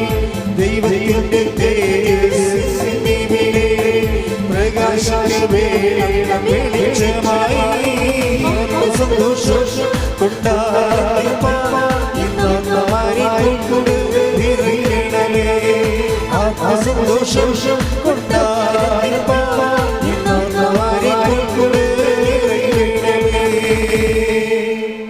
പരിശുദ്ധ പരമദിവ്യകാരുണ്യത്തിന് എന്നേരവും ആരാധനയും സ്തുതിയും പുകഴ്ചയും ഉണ്ടായിരിക്കട്ടെ. എൻ്റെ പ്രിയപ്പെട്ടവരെ, ഈ സന്തുഷ്ടി എന്ന് പറയുന്ന കൃപയുടെ ഇഫക്ട്സ് നമുക്ക് അവകാശമാക്കാൻ വേണ്ടിയുള്ള എളുപ്പ വഴി എന്താണെന്നറിയാമോ? അതിന് നിങ്ങൾ ഉടമ്പടി എടുത്തു കഴിയുമ്പോൾ ഇത് കർത്താവുമായിട്ട് അതിൻ്റെ കല്യാണം കഴിച്ച പോലുള്ള ബന്ധമാണ്, അല്ലെങ്കിൽ കർത്താവുമായിട്ട് ഒരു ഏറ്റവും ഈ ഭൂമിയിൽ ഏറ്റവും സാധ്യമായ ഒരു റിലേഷനിലേക്ക് വരികയാണ്. നിങ്ങൾ എന്തിനാണ് ഉടമ്പടി എടുക്കുന്നത്? അപ്പോൾ ഫസ്റ്റ് പ്രയോറിറ്റി എന്തിനാണ്? ദൈവത്തെ സ്നേഹിക്കാൻ, സ്നേഹത്തിൽ വളരാൻ. സിമ്പിളല്ലേ? അല്ല ജോലി കിട്ടാനാണ്, വീട് വെക്കാനാണ്, ഭർത്താവിൻ്റെ കുടിമാറാണെന്ന്. You should not talk. This is not our subject. അത് നമ്മുടെ സബ്ജക്റ്റേ അല്ല. അത് ആരുടെ സബ്ജക്റ്റാണത്? കർത്താവിൻ്റെ സബ്ജക്റ്റാണ്. നിങ്ങൾ ഉടമ്പടി വെച്ച വിഷയങ്ങൾ ഇനി നമ്മുടെ സബ്ജക്റ്റ് അല്ല. ആരുടെ സബ്ജക്റ്റാണത്? കർത്താവിൻ്റെ സബ്ജക്റ്റാണ്. എൻ്റെ മക്കൾക്ക് ജോലി കിട്ടണത്, നിൻ്റെ മകൻ ജയിലിലാണെങ്കിൽ അവനെ ഇറക്കിക്കൊണ്ട് പോകണമല്ല നമ്മുടെ സബ്ജക്റ്റ് അല്ല. ഇനി ഉടമ്പടി ആയിക്കഴിഞ്ഞാൽ അത് ഫുൾ ആൻഡ് ഫുൾ കർത്താവിൻ്റെ സബ്ജക്റ്റാണ്. നിങ്ങൾ അതിനെക്കുറിച്ച് വേവലാതെ ഇത് ഇവിടെ എഴുതിയിട്ടും തലയിൽ അത് ചുവന്നു നടക്കരുത്. മറിച്ച് നമ്മുടെ സബ്ജക്റ്റ് എന്താണ്, എന്തിനാണ് ഉടമ്പടി ചെയ്യുന്നത് പറയുമ്പോൾ നിങ്ങൾ പറയും അത് ജോലിയില്ലല്ലോ അതുകൊണ്ടാണ് ഉടമ്പടി എഴുതുക. അങ്ങനെ പറയരുത്. നിങ്ങളുടെ നാട്ടിൽ നിങ്ങളോട് ചോദിക്കുകയെ എന്തിനാണ് ഉടമ്പടി ചെയ്തത്? അല്ലേ പുള്ളിക്കാരൻ വെള്ളത്തിൽ ഇപ്പോൾ കുളിക്കല്ലേ, ജീവിതം പൊറുതി പൊട്ടിയിട്ടാണ് ഉടമ്പടി ചെയ്യുക. അങ്ങനെ പറയരുത്. നിങ്ങളെന്താ പറയേണ്ടത്? എന്തിനാണ് ഉടമ്പടി ചെയ്തത്? ദൈവത്തെ സ്നേഹിക്കാൻ, സ്നേഹത്തിൽ നിലനിൽക്കാൻ. ദൈവത്തെ സ്നേഹിക്കാൻ നമുക്ക് പറ്റും. അതൊരു ടെമ്പററി അറേഞ്ച്മെൻറ്റാണ്. പക്ഷെ അത് എപ്പോഴും അതിങ്ങനെ ദൈവം അത് പരിഗണിക്കത്തില്ല. നമ്മുടെ ഒരു സ്നേഹത്തിൻ്റെ ഒരു കുഴപ്പമെന്ന് വെച്ച് കഴിഞ്ഞാൽ നിങ്ങൾ ദൈവത്തെ സ്നേഹിക്കുന്നുണ്ട്, പക്ഷേ ദൈവം അത് രജിസ്റ്റർ ചെയ്യുന്നില്ല. അതിൻ്റെ കാരണം വെച്ച് കഴിഞ്ഞാൽ എൻ്റെ ഒരു കുഴപ്പമുള്ളതെന്ന് വെച്ചാൽ സ്നേഹത്തിൽ നിലനിൽക്കുക എന്നുള്ള ഒരു പ്രോസസ്സുണ്ട്. അത് ദൈവത്തിന് നിലനിൽക്കത്തില്ല എന്ന് തോന്നിക്കഴിഞ്ഞാൽ പിന്നെ ദൈവം അത് രജിസ്റ്റർ ചെയ്യത്തില്ല. അതൊരു അപകടമാണ്. പലർക്കും വരുന്നൊരു അപകടമാണ്. കർത്താവ് പറഞ്ഞിരിക്കുന്ന ഒരു നോട്ടാണത്. നിങ്ങൾ എൻ്റെ സ്നേഹത്തിൽ take the word of God. സ്തുതിക്കട്ടെ. ഹല്ലേലൂയ, ഹല്ലേലൂയ, യേശുവേ നന്ദി, ഹല്ലേലൂയ, ഹല്ലേലൂയ. യോഹന്നാൻ 15:9. അതാ ഭയങ്കരമായ വാക്കാണിത്. എന്താണ്? യോഹന്നാൻ 15:9 വായിച്ചേ. പിതാവ് എന്നെ സ്നേഹിച്ചതുപോലെ പറഞ്ഞേ. പിതാവ് എന്നെ സ്നേഹിച്ചതുപോലെ ഞാനും നിങ്ങളെ സ്നേഹിച്ചു. നിങ്ങൾ എൻ്റെ സ്നേഹത്തിൽ നിലനിൽക്കുവിൻ. നിങ്ങൾ എൻ്റെ സ്നേഹത്തിൽ നിലനിൽക്കുവിൻ. ഇതാണ് ഡേഞ്ചറസ് പോയിന്റ്. ഇവിടുത്തെ നിങ്ങൾ മെഡിസിൻ ചെയ്യേണ്ടത് ഇവിടെയാണ്, മെഡിസിൻ എടുക്കേണ്ടത് ഇവിടെയാണ്. സ്നേഹിക്കുന്നതിന് നമുക്ക് പ്രശ്നങ്ങളൊന്നുമില്ല, പക്ഷെ ദൈവം ആ സ്നേഹം റെക്കോർഡ് ചെയ്യുന്നില്ല. ഇതിൻ്റെ കളികൾ അറിഞ്ഞാൽ മാത്രമേ നമുക്ക് നല്ല ഗെയിൻ ചെയ്യാൻ പറ്റത്തുള്ളൂ. നിങ്ങൾ ടെമ്പററി അറേഞ്ച്മെൻറ്റ്, ഒരു ജോലി വാങ്ങിക്കാനോ അല്ലെങ്കിൽ ഒരു പറമ്പ് വിൽക്കാനോ ക്ഷീണം മാറാനോ ഉള്ള ടെമ്പററി അറേഞ്ച്മെൻറ്റുമായിട്ടാണ് നിങ്ങൾ വരണത്. അപ്പം തന്നെ ഉടമ്പടിയിൽ രജിസ്റ്റർ ഉണ്ട്. അത് നിങ്ങളെ ഉടമ്പടി ചെയ്തതായിട്ട് ദൈവം രജിസ്റ്റർ ചെയ്യുന്നില്ല. ഇതൊരു വല്ലാത്തൊരവസ്ഥയാണ്. കാര്യം നമ്മൾ കഷ്ടപ്പെട്ട് വെളുപ്പിനെ 3 മണിക്ക് എഴുന്നേറ്റ് കണ്ട വണ്ടിയും പിടിച്ച് ഇവിടെ വന്ന് പട്ടിണി നിന്ന് 4 മണിക്കൂർ ക്ലാസ് എടുത്ത് ഇവിടെ ഉടമ്പടി ചെയ്തിട്ട് വീട്ടിൽ പോകുമ്പോൾ ഇന്ന് രജിസ്റ്റർ ചെയ്ത ആൾക്കാരുടെ പേര് വിളിക്കുമ്പോൾ സുശീലിക്കുട്ടി ഇല്ല. കർത്താവ് എൻ്റെ പേര് വിളിച്ചില്ല, ഞാൻ 3 മണിക്ക് എഴുന്നേറ്റ് പിടിക്കുന്നു വരുന്നതാണേ. അവിടെ ബസ് റൂട്ട് പോലും ഇല്ല. ഞങ്ങൾക്ക് അവിടെ ബസ് റൂട്ട് പോലും ഇല്ല. ജീപ്പിന് വെച്ച് എനിക്ക് ജീപ്പിന് 6 പേര് വന്നാൽ മാത്രമേ നമുക്ക് 50 രൂപ കൂടത്തുള്ളവർ. 6 പേരില്ലാത്ത കാരണം 6 പേരുടെ കാശ് ഞാൻ ഒറ്റ കൊടുത്ത് വന്നിരിക്കുകയാണ്. എന്നിട്ട് എൻ്റെ പേരെന്താ നീ ഉടമ്പടി ഞാൻ എടുത്ത കൂട്ടത്തിൽ ഇന്ന് വായിച്ച് ഉടമ്പടി എടുത്ത ആൾക്കാരുടെ പേരിൽ എൻ്റെ പേരില്ലാത്ത എന്താണെന്ന് ചോദിച്ചു കഴിഞ്ഞാൽ കർത്താവ് പറയും, നീ ഇപ്പോൾ തൽക്കാലത്തേക്ക് ആ പറമ്പ് റബ്ബർ തോട്ടം വിൽക്കാൻ വേണ്ടി വന്നതല്ലേ, നീ വിറ്റ് കഴിയുമ്പോൾ നീ ഗുഡ് ബൈ പറയത്തില്ലേ? അങ്ങനെ നിലനിൽക്കാത്ത ആൾക്കാരെ ഉടമ്പടി രജിസ്റ്റർ ചെയ്യത്തില്ലെന്ന് പറയും. ഇതൊരു വല്ലാത്തൊരു പ്രശ്നമാണ്. ഇത് വായിച്ചു കേട്ടില്ലേ നിങ്ങൾ? ഞാൻ കൈ നീട്ടമല്ല എന്താ വായിച്ചത്? നിങ്ങൾ എൻ്റെ സ്നേഹത്തിൽ 15:9 യോഹന്നാൻ ഒന്ന് വായിച്ച് പറഞ്ഞ്. നിങ്ങൾ എൻ്റെ സ്നേഹത്തിൽ നിലനിൽക്കുവിൻ. വിഷയം നിലനിൽക്കുവിൻ. ഇതിൻ്റെ അകത്തൊരു വല്ലാത്തൊരു വിഷയമാണ്. ഈ നിലനിൽക്കണമെങ്കിൽ എന്ത് ചെയ്യണം? നിലനിൽക്കണമെങ്കിൽ എന്ത് ചെയ്യണം? എൻ്റെ പിതാവിൻ്റെ കൽപ്പനകൾ പാലിച്ച് എൻ്റെ പിതാവിൻ്റെ കൽപ്പനകൾ പാലിച്ച് ഞാൻ എൻ്റെ പിതാവിൻ്റെ സ്നേഹത്തിൽ നിലനിൽക്കുന്നത് പോലെ എൻ്റെ കൽപ്പനകൾ പാലിച്ചാൽ നിങ്ങളും എൻ്റെ സ്നേഹത്തിൽ നിലനിൽക്കും. അപ്പൊ സിമ്പിളാണ്, ഈ വിഷയം സിമ്പിളാ. കാര്യം ഈശോ എങ്ങനെ നിലനിന്നെന്ന് പറയുന്നുണ്ട്. അതിൻ്റെ നോ ഹൗ ടെക്നിക്കാലിറ്റി പറയുന്നുണ്ട്. Take the word of God. ശ്രദ്ധിക്കട്ടെ. ഹല്ലേലൂയ ഹല്ലേലൂയ ഹല്ലേലൂയ.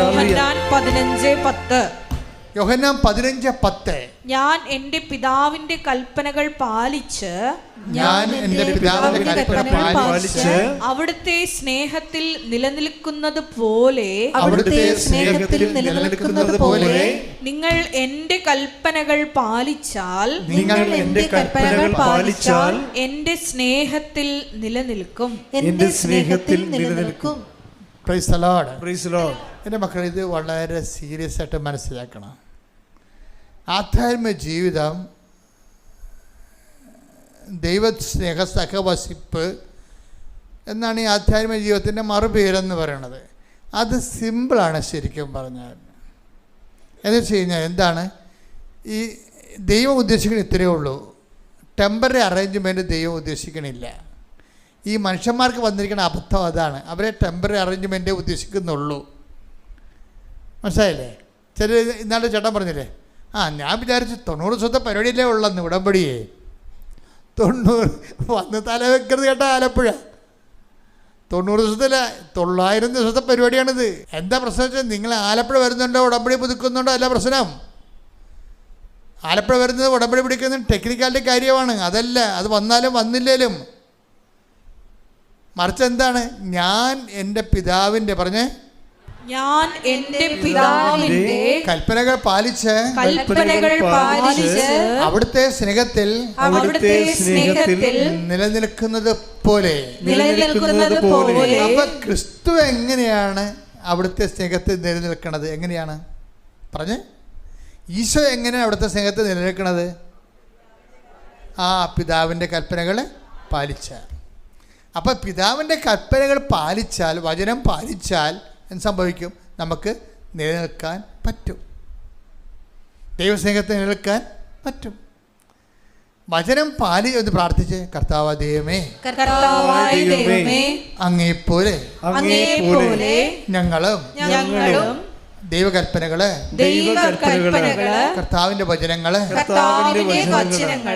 പാലിച്ച് അങ്ങയുടെ സ്നേഹത്തിൽ നിലനിൽക്കുവാൻ ഞങ്ങൾക്ക് പ്രത്യേക അഭിഷേകം നൽകണമേ. ശ്രദ്ധിക്കട്ടെ. ഹല്ലേലൂയ. ആരാധന ദൈവപിതാവേ, നന്ദി ദൈവപിതാവേ, മഹത്വം ദൈവപിതാവേ, ആരാധന. ഹല്ലേലൂയ ഹല്ലേലൂയ ഹല്ലേലൂയ.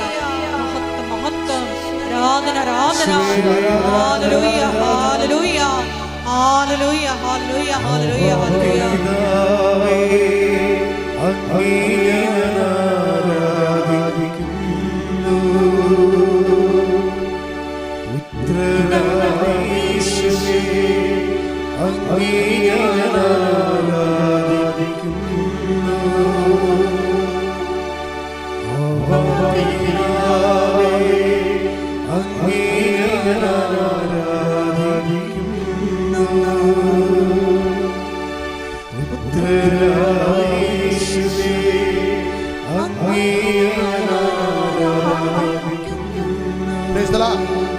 ഇനി നിങ്ങൾ എൻ്റെ സ്നേഹത്തിൽ നിലനിൽക്കാൻ ഈശോ പറഞ്ഞല്ലേ? എങ്ങനെയാണ് നമ്മൾ നിലനിൽക്കുന്നത്? ഞാൻ എൻ്റെ പിതാവിൻ്റെ കൽപ്പനകൾ പാലിച്ച് അവരുടെ സ്നേഹത്തിൽ നിലനിൽക്കുന്ന പോലെ എൻ്റെ കൽപ്പനകൾ പാലിച്ചാൽ നിങ്ങളും എൻ്റെ സ്നേഹത്തിൽ നിലനിൽക്കും. പക്ഷേ അവിടെ പ്രശ്നം വെച്ചാൽ, എങ്ങനെയാണ് കൽപ്പനകൾ പാലിക്കണത്? കൽപ്പനകളല്ല പ്രശ്നം ഇവിടെ. നിങ്ങൾ സാങ്കേതികമായിട്ട് കുറേ കൽപ്പന പാലിച്ചാൽ പറ്റത്തില്ല. എങ്ങനെയാണ്? ഈശോ പറഞ്ഞത് എന്താണ്? എന്നെ സ്നേഹിക്കുന്നവൻ എൻ്റെ കൽപ്പനകളെ. അപ്പോൾ കൽപ്പനകൾക്കല്ല പ്രാധാന്യം അവിടെ. പിന്നെയും മാറുകയാണ് കാര്യം. ടെസ്റ്റ് ചെയ്യണം. Take the word of God. ശ്രദ്ധിക്കട്ടെ. ഹല്ലേലൂയ ഹല്ലേലൂയ ഹല്ലേലൂയ ഹല്ലേലൂയ. യേശുവേ നന്ദി. ഹല്ലേലൂയ ഹല്ലേലൂയ. യേശുവേ ആരാധന ആരാധന ആരാധന. ഹല്ലേലൂയ ഹല്ലേലൂയ ഹല്ലേലൂയ.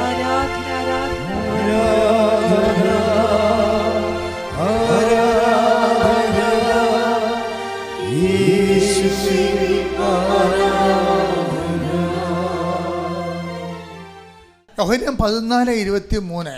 യേശു പ്രതിവചിച്ചു, എന്നെ സ്നേഹിക്കുന്നവൻ എന്റെ വചനം പാലിക്കും. അപ്പോൾ എന്റെ പിതാവ് അവനെ സ്നേഹിക്കുകയും ഞങ്ങൾ അവന്റെ അടുത്തു വന്ന് അവനിൽ വാസമുറപ്പിക്കുകയും ചെയ്യും. വിഷയം ഇപ്പൊ ക്ലിയർ ആയില്ലേ? എന്നെ സ്നേഹിക്കുന്നവൻ എൻ്റെ കൽപ്പനകൾ പാലിക്കും. അപ്പോൾ എന്തിനാണ് ഉടമ്പടി എടുക്കണേ? എന്നെ സ്നേഹിക്കുന്നവൻ എൻ്റെ കൽപ്പനകൾ പാലിക്കും. 14:23. അപ്പോൾ എന്തിനാണ് ഉടമ്പടി എടുക്കണേ? സ്വരതി പറ. ദൈവത്തെ കൽപ്പന പാലിക്കാനല്ലല്ലോ, അതാ വിഷയം. കൽപ്പന പാലിക്കുന്നതിലൂടെ ദൈവത്തിൻ്റെ മനസ്സിന് ഇണങ്ങിയ രീതി ജീവിക്കുകയാണ് നമ്മൾ ചെയ്യണത്. പക്ഷേ അതിൻ്റെ ഉടമ്പടിയുടെ ഉദ്ദേശം എന്താണ്? ദൈവത്തെ സ്നേഹിക്കുകയാണ്. ദൈവത്തെ സ്നേഹിക്കണത് വസ്തുസ്നേഹമാണോ വിഷയസ്നേഹമാണോ എന്നറിയുകയാണെങ്കിൽ, ഇപ്പം നമ്മൾ പലപ്പോഴും കാണിച്ചു കൂട്ടിയിരിക്കണത് എന്താ പറയുക? പശ്ചാത്താപം എവിടുന്നാണ് വേണ്ടതെന്നറിയാമോ? പശ്ചാത്താപം വേണ്ട സ്ഥലങ്ങൾ പറയുകയാണെന്ന്. പശ്ചാത്തപിക്കണമെന്ന് പറഞ്ഞിട്ട് കാര്യമില്ല. നിങ്ങൾ എവിടെ നിന്നാണ് വീണ് പോയതെന്ന് ശ്രദ്ധിക്കാൻ പറയും. വചനം അവസാനിക്കുമ്പോൾ പറഞ്ഞത് എന്താണെന്ന് അറിയാമോ? നിങ്ങൾ take the bed of God. നിങ്ങൾ എവിടെ നിന്നാണ് വീണ് പോയെന്ന് കേൾക്കുവിൻ, നോക്കുവിൻ. വെളിപാട് 2:5. വെളിപാട് 2:5.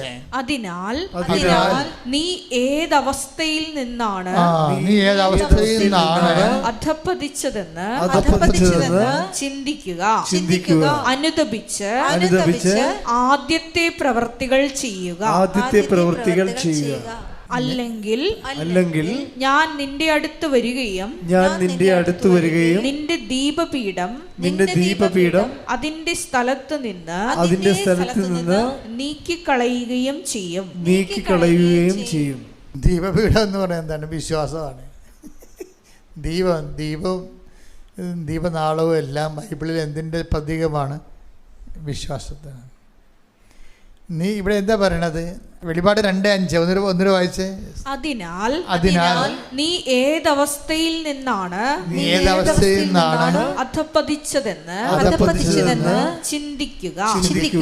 അനുതപിച്ച് ആദ്യത്തെ പ്രവൃത്തികൾ ചെയ്യുക. അല്ലെങ്കിൽ ഞാൻ നിന്റെ അടുത്ത് വരികയും നിന്റെ ദീപപീഠം അതിന്റെ സ്ഥലത്ത് നിന്ന് നീക്കിക്കളയുകയും ചെയ്യും.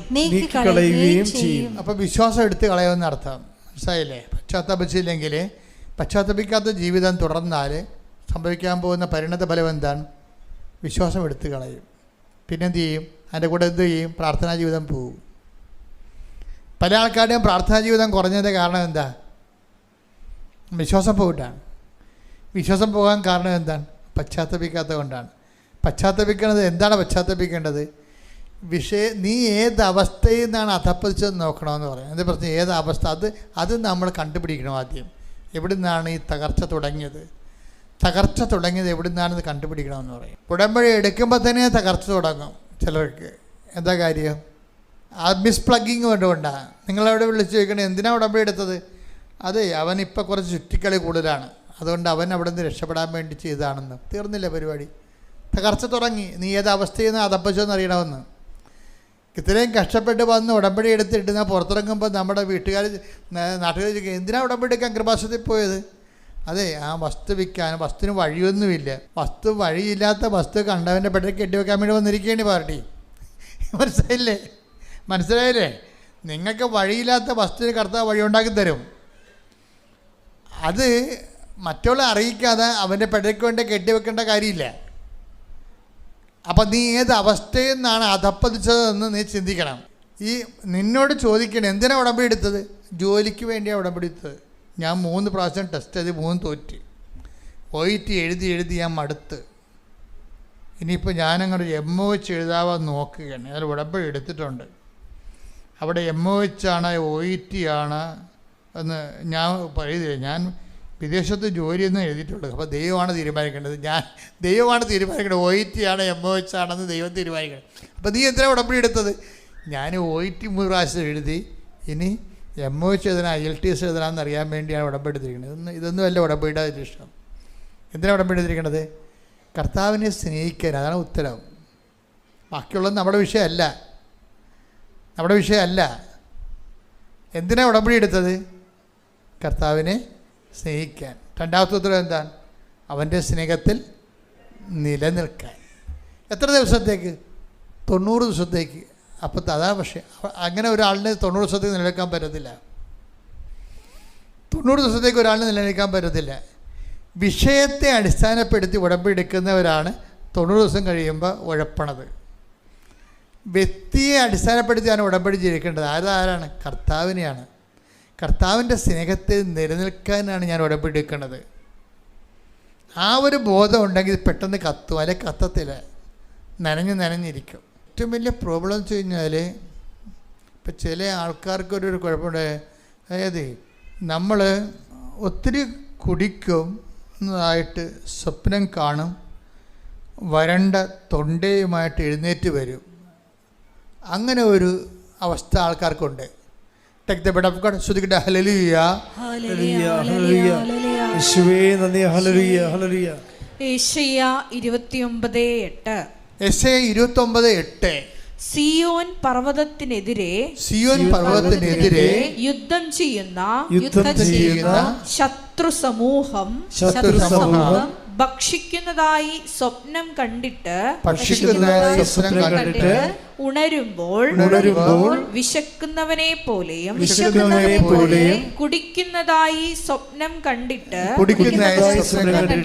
വരണ്ട തൊണ്ടയുമായി ഉണരുന്നവനെ പോലെയും ആകും. ബൈബിൾ എന്ത് രസമാണെന്നറിയാമോ? ഓരോ മനുഷ്യൻ്റെ എല്ലാവിധത്തിലും ഉഡായിപ്പുകൾ ഇങ്ങനെ വെളിവാക്കും. നിങ്ങൾ ഉടമ്പടി എടുത്തതായിട്ട് ഇങ്ങനെ സ്വപ്നം കാണും. 90 ദിവസം കഴിയുമ്പോൾ ഉടമ്പടി എടുക്കാത്ത വരണ്ട തൊണ്ടയായിട്ട് എഴുന്നേറ്റ് തന്നെ കാണാം. ഉടമ്പടി എടുത്തായിട്ട് സ്വപ്നം കാണുകയാണ്. ഞാൻ ഉടമ്പടിയിലാണ് ജീവിച്ചതാണെന്ന് നിങ്ങൾ സ്വപ്നം കാണുന്നത് മാത്രമാണ്. ചില ആൾക്കാരുടെ ഉടമ്പടി സ്വപ്ന ഉടമ്പടിയാണ്.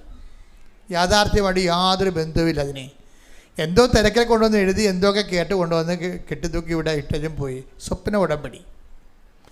പല ആൾക്കാരും ദൈവത്തെ അറിയാതെ എടുത്തിരിക്കുന്ന ഉടമ്പടിയെല്ലാം സ്വപ്ന ഉടമ്പടിയാണ്. സ്വപ്ന ഉടമ്പടിയുടെ ഫീച്ചേഴ്സ് എന്താണ്? വിഷയത്തിനായിരിക്കും പ്രാധാന്യം. ജോലി, വീട്, വിവാഹം, വിസ വന്ന, ഓഫർ ലെറ്റർ വന്ന, പറമ്പ് മേടിക്കുന്ന ആൾ വന്ന, ഈ വിഷയത്തെക്കുറിച്ച് തന്നെ എപ്പോഴും ഇങ്ങനെ അങ്കലാപ്പിരിക്കും. അത് ഉടമ്പടിക്ക് മുമ്പ് അവരങ്ങനെ തന്നെയായിരുന്നു, ഇപ്പോഴും അവരങ്ങനെ തന്നെയാണ്. അങ്കലാപ്പം അവർക്ക് മാറിയിട്ടില്ല. അതാണ് സ്വപ്ന ഉടമ്പടിക്കാർ. സ്വപ്ന ഉടമ്പടിക്കാർ 90 ദിവസം കഴിഞ്ഞാലും ഉടമ്പടി എടുക്കാത്ത പോലെ എഴുന്നേറ്റ് തന്നെ കാണാം. ഒന്നും നടക്കത്തില്ല. അതിൻ്റെ കാരണം എന്താണ്? വിഷയത്തിൽ നിന്ന് അൺപ്ലഗ് ചെയ്യണം. നിങ്ങൾ വിഷയത്തിൽ നിന്ന് അൺപ്ലഗ് ചെയ്യണം. എന്ന് വെച്ച് കഴിഞ്ഞാൽ ഈ വിഷയം അത് നമ്മുടേതല്ല, ദൈവത്തിൻ്റെതാണത്. നമ്മുടെ വിഷയം എന്താണ്? ഞാൻ എൻ്റെ പിതാവിൻ്റെ കൽപ്പനകൾ പാലിച്ച് അവിടുത്തെ സ്നേഹത്തിൽ നിലനിൽക്കുന്ന പോലെ എൻ്റെ കൽപ്പനകൾ പാലിച്ചാൽ നിങ്ങൾ എൻ്റെ സ്നേഹത്തിൽ നിലനിൽക്കും. അപ്പോൾ എന്തിനാണ് ഉടമ്പടി എടുത്തിരിക്കുന്നത്? ദൈവത്തെ സ്നേഹിക്കാൻ. രണ്ടാമത്തേത് എന്താണ്? ആ സ്നേഹത്തിൽ നിലനിൽക്കാൻ. കൈയടിച്ചിട്ട് ശ്രുതികട്ടെ. ഹല്ലേലൂയ.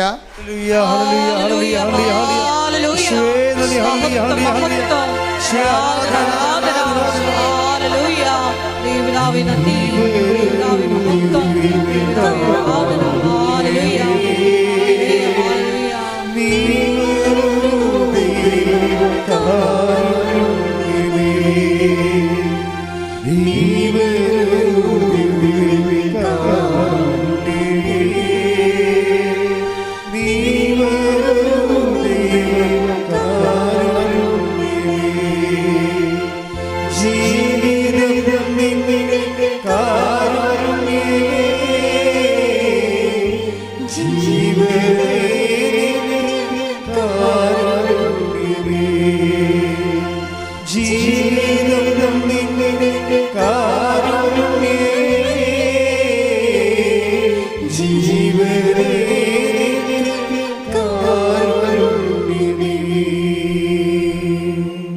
പരമദിവ്യകാരുണ്യത്തിന് നേരവും ആരാധനയും സ്തുതിയും പുകഴ്ചയും ഉണ്ടായിരിക്കട്ടെ.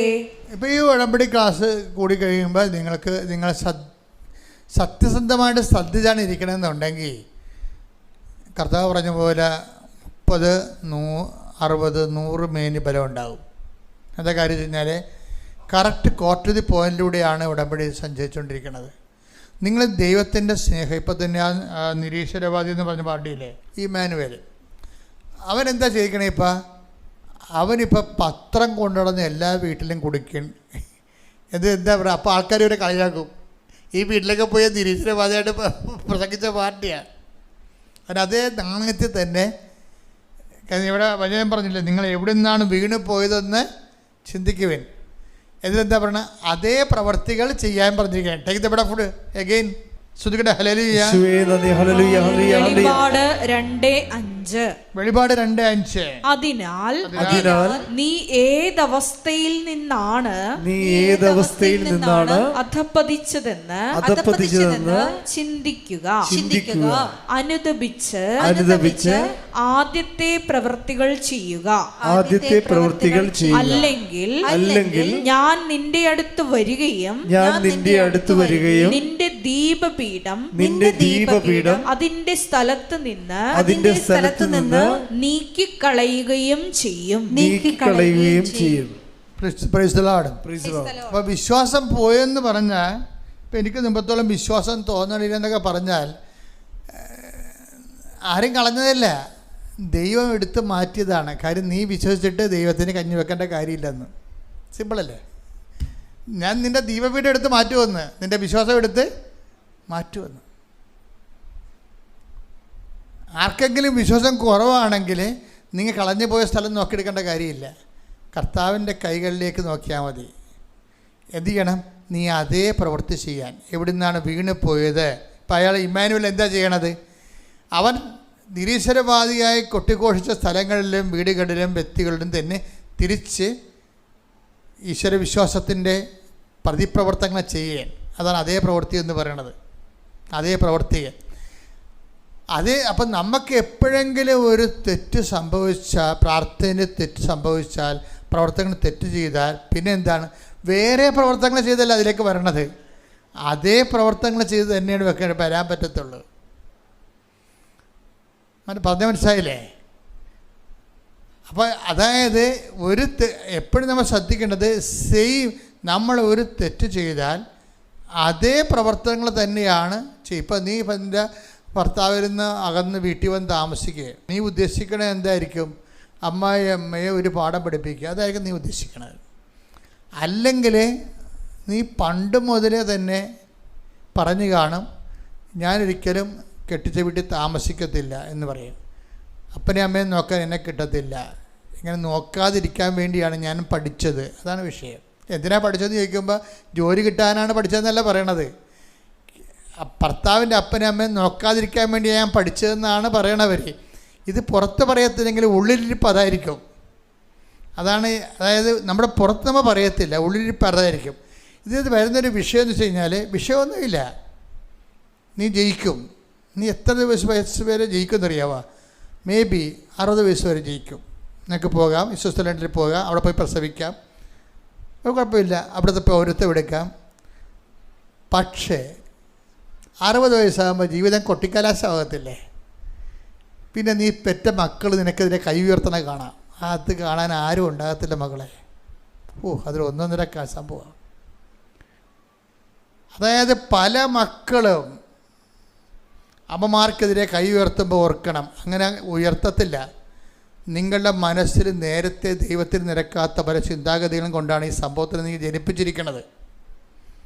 നിങ്ങൾ പശ്ചാത്തലപ്പിക്കുമ്പോൾ നിങ്ങൾ എവിടെ നിന്നാണ് വീണ് പോയെന്ന് നോക്കണം. ഇന്ന് നിങ്ങളുടെ മക്കൾ നിങ്ങളുടെ കൈ ഉയർത്തുകയോ നിങ്ങൾക്ക് സമാധാനം കിട്ടാത്ത രീതിയിൽ അവരെ പെരുമാറുക ചെയ്യുമ്പോൾ ഓർക്കണം, നീ കല്യാണം കഴിക്കണമെമ്പോൾ തന്നെ ദൈവത്തിന് നിരക്കാത്ത തീരുമാനം എടുത്തിട്ടുണ്ട്. എന്താണ്? ഞാൻ വിടുമ്പം നോക്കത്തില്ല, എന്നെ ഇങ്ങനെ ആൾക്കാരെ ആശുപത്രി കൊണ്ടുപോകാനൊന്നും കിട്ടത്തില്ല, ഞാൻ എൻ്റെ വഴി നോക്കും, അതുകൊണ്ട് തന്നെ ഞാൻ പഠിക്കണതിൻ്റെ ഉദ്ദേശം. നീ പഠിക്കുന്നതിൻ്റെ ഉദ്ദേശം നല്ലതാണ്, പക്ഷേ പഠിക്കണത് നല്ലതാണ്, ഉദ്ദേശം എന്താണെന്നുള്ളത് നീ നോക്കണം.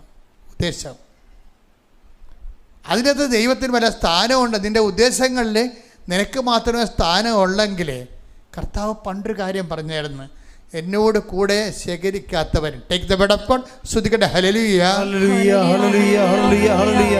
യേശുവേ നന്ദി. ഹല്ലേലൂയ ഹല്ലേലൂയ. യേശുവേ ആരാധന ആരാധന ആരാധന ആരാധന. യേശുവേ നന്ദി. മഹത്വം മഹത്വം മഹത്വം. ഹല്ലേലൂയ.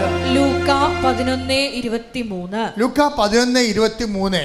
എന്നോട് കൂടെ ശേഖരിക്കാത്തവൻ എന്നോട് കൂടെ ശേഖരിക്കാത്തവൻ ചിതറിച്ചു കളയുന്നു. ചിതറിച്ചു കളയുന്നു. അപ്പോൾ എന്താ പ്രശ്നം? എന്നോട് കൂടെ എന്ന് പറയുമ്പോൾ നമ്മളൊരു തീരുമാനം എടുക്കുമ്പോൾ അതിൻ്റെ കർത്താവ് കക്ഷിയായിരിക്കണം. നിങ്ങളുടെ തീരുമാനം എടുക്കുമ്പോൾ അതിൻ്റെ കർത്താവ് കക്ഷിയായിരിക്കണം.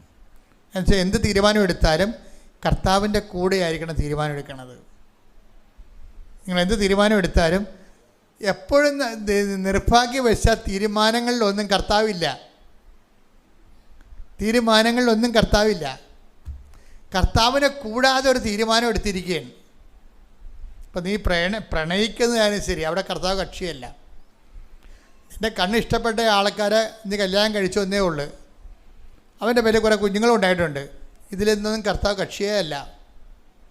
വിശ്വാസം കക്ഷിയല്ല. വിശ്വാസം ഉണ്ടായാലും എന്ത് ഇല്ലെങ്കിലും എന്താകുന്നു നിനക്ക്. നീ ഒരു തീരുമാനം എടുത്തപ്പോൾ കർത്താവ് അതിൽ കക്ഷിയല്ല. നീ എടുത്ത തീരുമാനങ്ങളൊന്നും കർത്താവ് കക്ഷിയല്ല. ഞാൻ ചില പെൺപിള്ളേർ ചോദിക്കും, നിൻ്റെ പിള്ളേരെ നീ വിശ്വാസം വളർത്താൻ പറ്റുമോ? അവർക്ക് മിണ്ടാൻ പറ്റത്തില്ല, അറിയത്തില്ല. കാര്യം വിശ്വാസമില്ലാത്ത കുടുംബത്തിൽ നിന്ന് കല്യാണം കഴിച്ചാൽ നിൻ്റെ കുഞ്ഞുങ്ങളെ നീ എങ്ങനെ വിശ്വാസം വളർത്തും? അറിയത്തില്ല. കാര്യം എന്താണ്? ആ കുഞ്ഞുങ്ങളെ ജനിപ്പിക്കുന്ന വിഷയത്തിലോ വളർത്തുന്ന കാര്യത്തിലോ കർത്താവ് കക്ഷിയല്ല. പിന്നെ എന്താ സംഭവിക്കാൻ പോണത്?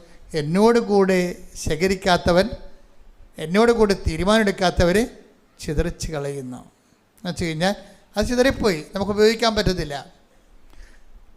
നിൻ്റെ മക്കളും നിൻ്റെ ജീവിതവും അവസാനം നിനക്ക് പോലും ഉപയോഗിക്കാൻ പറ്റാത്ത അവസ്ഥയിലേക്ക് വരും. ഞാനൊന്നും പറയണ്ട, നിങ്ങൾ ഇരുന്ന് നിലവിളിക്കും. എന്താ കാര്യം വെച്ചാൽ നിങ്ങളുടെ കയ്യിൽ നിന്ന് അബദ്ധങ്ങൾ പറ്റിപ്പോയിട്ടുണ്ട്. നിങ്ങളിന്ന് മക്കളെ കൊണ്ട് വേദന അനുഭവിക്കുന്നവർ ശ്രദ്ധിക്കണം. നിങ്ങൾ കർത്താവിൻ്റെ കൂടെ എടുത്ത തീരുമാനമായിരുന്നു അതെന്ന്. അതാണ് ബൈബിൾ പറയണത്. നിങ്ങൾ എവിടെ നിന്നാണ് അധപ്പതിച്ചതെന്ന് ചിന്തിക്കുവിൻ. അല്ല മക്കളെ കൊണ്ട് ധ്യാനം കുടിക്കണ കൊണ്ട് പരിപാടി നടക്കത്തില്ല. മക്കളെ കൊണ്ടൊന്ന് ജോസഫച്ചൻ്റെ അടുത്ത് തിരക്ക് പിടിപ്പിച്ച പരിപാടി നടക്കത്തില്ല. നിങ്ങൾ എവിടെ നിന്നാണ് അധപ്പതിച്ചതെന്ന് ചിന്തിക്കുവിൻ. അവിടെ സംഭവം വിട്ടത്തില്ല മോളെ.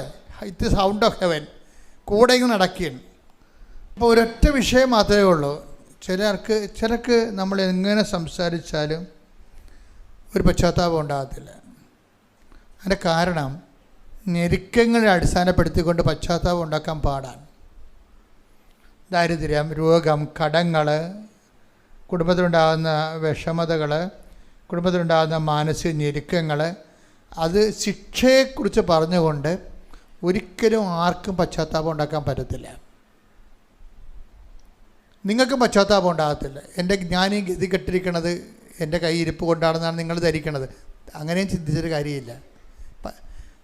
കുറച്ച് കാര്യമായിരിക്കുമെങ്കിലും അത് ദൈവത്തിൻ്റെ സ്നേഹം അതിനേക്കാൾ വലുതാണല്ലോ. എൻ്റെ മക്കൾ പശ്ചാത്താപം ഉണ്ടാകണമെങ്കിൽ ചെയ്യേണ്ട കാര്യം എന്താണെന്ന് അറിയാം? സിമ്പിളാണ്. എന്താണ്? സ്നേഹത്തിൽ നിന്നാണ് പശ്ചാത്താപം ഉണ്ടാകണത്.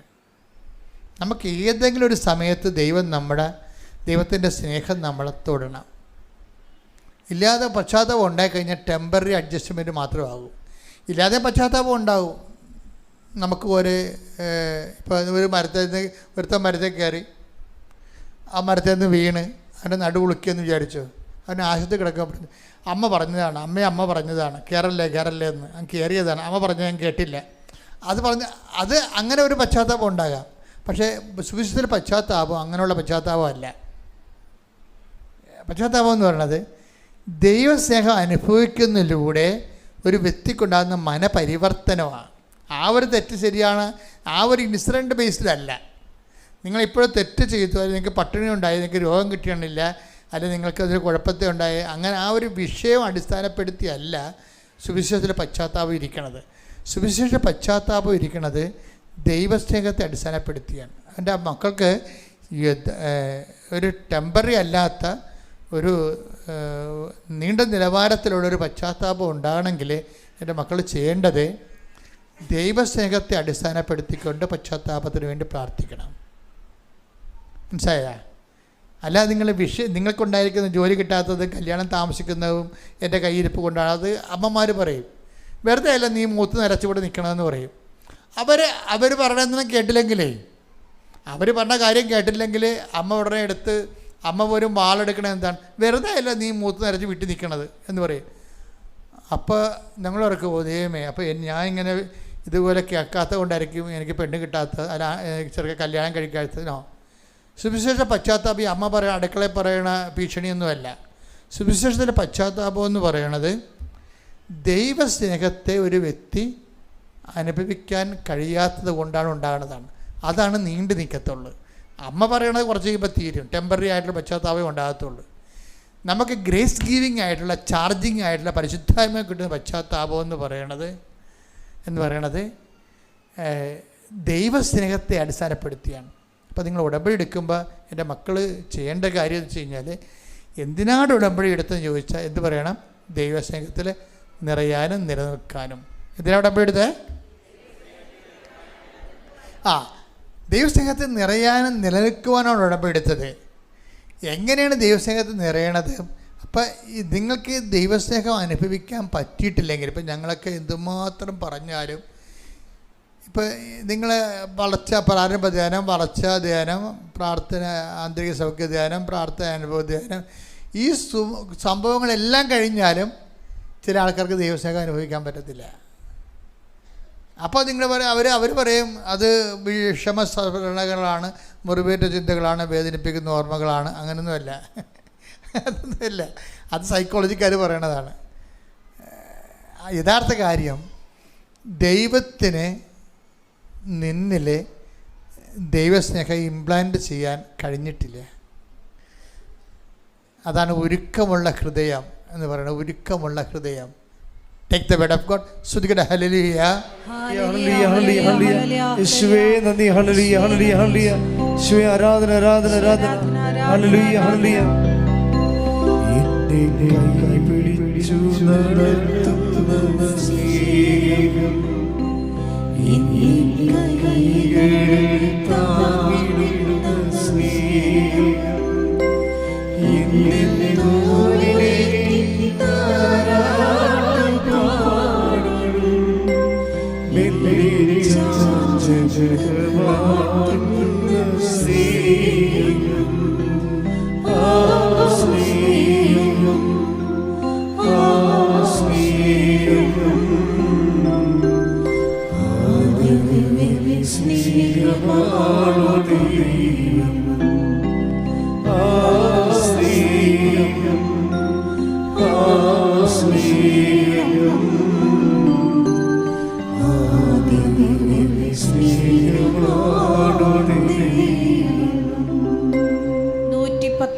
സങ്കീർത്തനം 32 തിരുവചനം. സങ്കീർത്തനം 119:32.